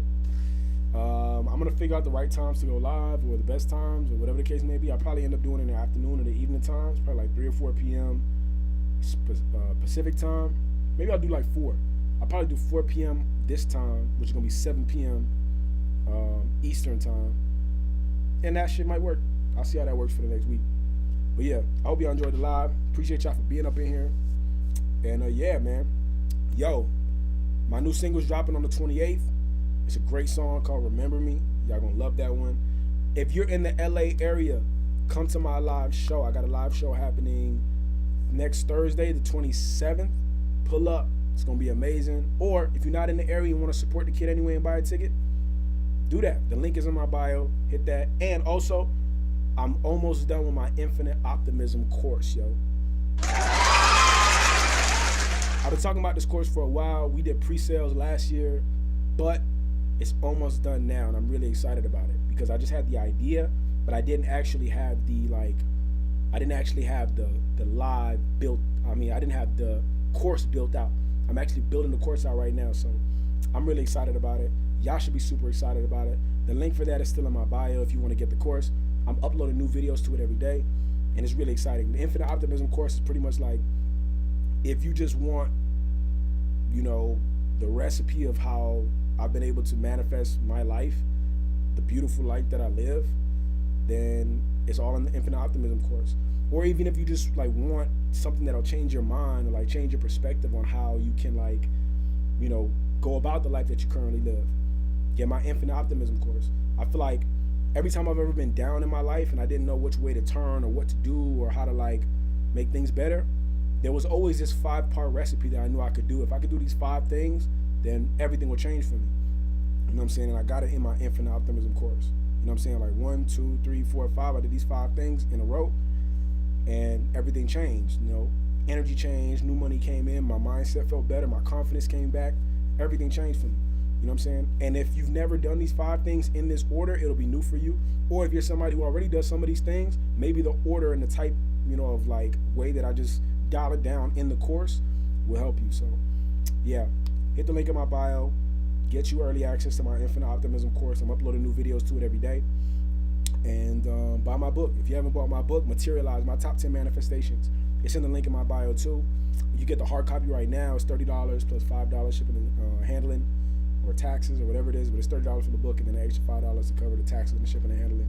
It's a great book, 10 chapters. I think you really like it. Like, I really just talk about how I manifested everything, man, because it's all manifestation. You know what I'm saying? I'm in LA right now, bro. I just moved out here and I got a recording studio in North Hollywood. Like, I'm not in the middle of nowhere. I'm in the middle of like a popping ass area. I'm right over here, right off of, well, I'm not gonna get my absolute location, but like, I'm around the corner from the Academy of Television building. I'm 5 minutes away from Netflix building, 5 minutes away from the NBC Universal building. Like, I be seeing people walking down the street. I was walking down the street, I seen Evelyn from Loving Basketball Wives. I saw her shooting some shit at Orange Theory around the corner. I ran into one of the girls from Flying a Boss around the corner. I'm just running into like a lot of really interesting people here, man. And so like, this is just another really cool part of life that this is probably gonna be in the sequel of the Materialize, My Top 10 Manifestations book. But get the book. The link is in my bio. It's 10 chapters. It's a quick book. It's not no big, heavy Encyclopedia Britannica. Nah, it's like a short book that's gonna show you like, yo, look, I did these things to manifest my life, to manifest my dreams. And if you believe, it'll work for you too. And if you just do the things in the book, it'll work for you the same way it worked for me. You know what I'm saying? Myron Golden says, principles work because principles work. It don't matter who uses them, principles work. You know what I'm saying? You could drop an apple off a building, it'll fall, or you could drop a car off a building, it'll fall. Principles work. You know what I'm saying? So it don't matter who uses it, it's gonna work for you. You feel me? So, yeah. And I appreciate y'all for being on the live, man. I'm looking to like implement new systems of like keeping people engaged in everything that I do. So just get ready to see more content. I'm shooting content every day, and I'm just in it. I feel like I'm really getting in my swing and getting in my stride since being out here in LA. And life is good, man. So, yeah, man. Appreciate y'all. Thank y'all for tuning in, tapping into the live. I'm live streaming on TikTok right now. I'm live streaming on Instagram at the same time. And I'm live streaming on YouTube. And if y'all like this live, if you like anything that was said in the live, you can go to the my YouTube page after this, my YouTube channel, King Hoodie Raps on YouTube. And you can see the recap of this live and all the recaps. We have like a bunch of dope conversations that have been had on there. Like, I would just say go to my live section and look for the live that probably has the most views, and it's probably the best conversation in there. Just watch that one or play it back. You're going to hear a lot of dope shit in there. But yeah, appreciate y'all, man. Thank y'all for tuning into the live. I'm going to start going live every day again. And yeah, appreciate y'all, man. Hope y'all have an incredible day. Katana Malone, appreciate you for jumping into the live. Who do I got on the IG? Pooh Barbie, Jess Daniels. Oh, Pooh Barbie, Jess Daniels, Braden Ferguson, Sneaky 69, Soul on Fire. Appreciate y'all on IG, and I have no idea who's watching on YouTube, but yeah, we here with it. And yeah, man, y'all DM me, y'all let me know what y'all like to see. If y'all like the new cinematic content that I'm making, I'm gonna make more of that cinematic content. If y'all want certain types of songs, like, send me ideas, man. I'm a creative, and I'm gonna just keep creating all day and all night. Feel me? But yeah, I just followed you on IG. Hey, Fiji's back. Okay, I'm gonna follow you back. Matter of fact, I can. Oh well, no, I can't do that till the thing is done. But I'm gonna follow you back as soon as this live is done.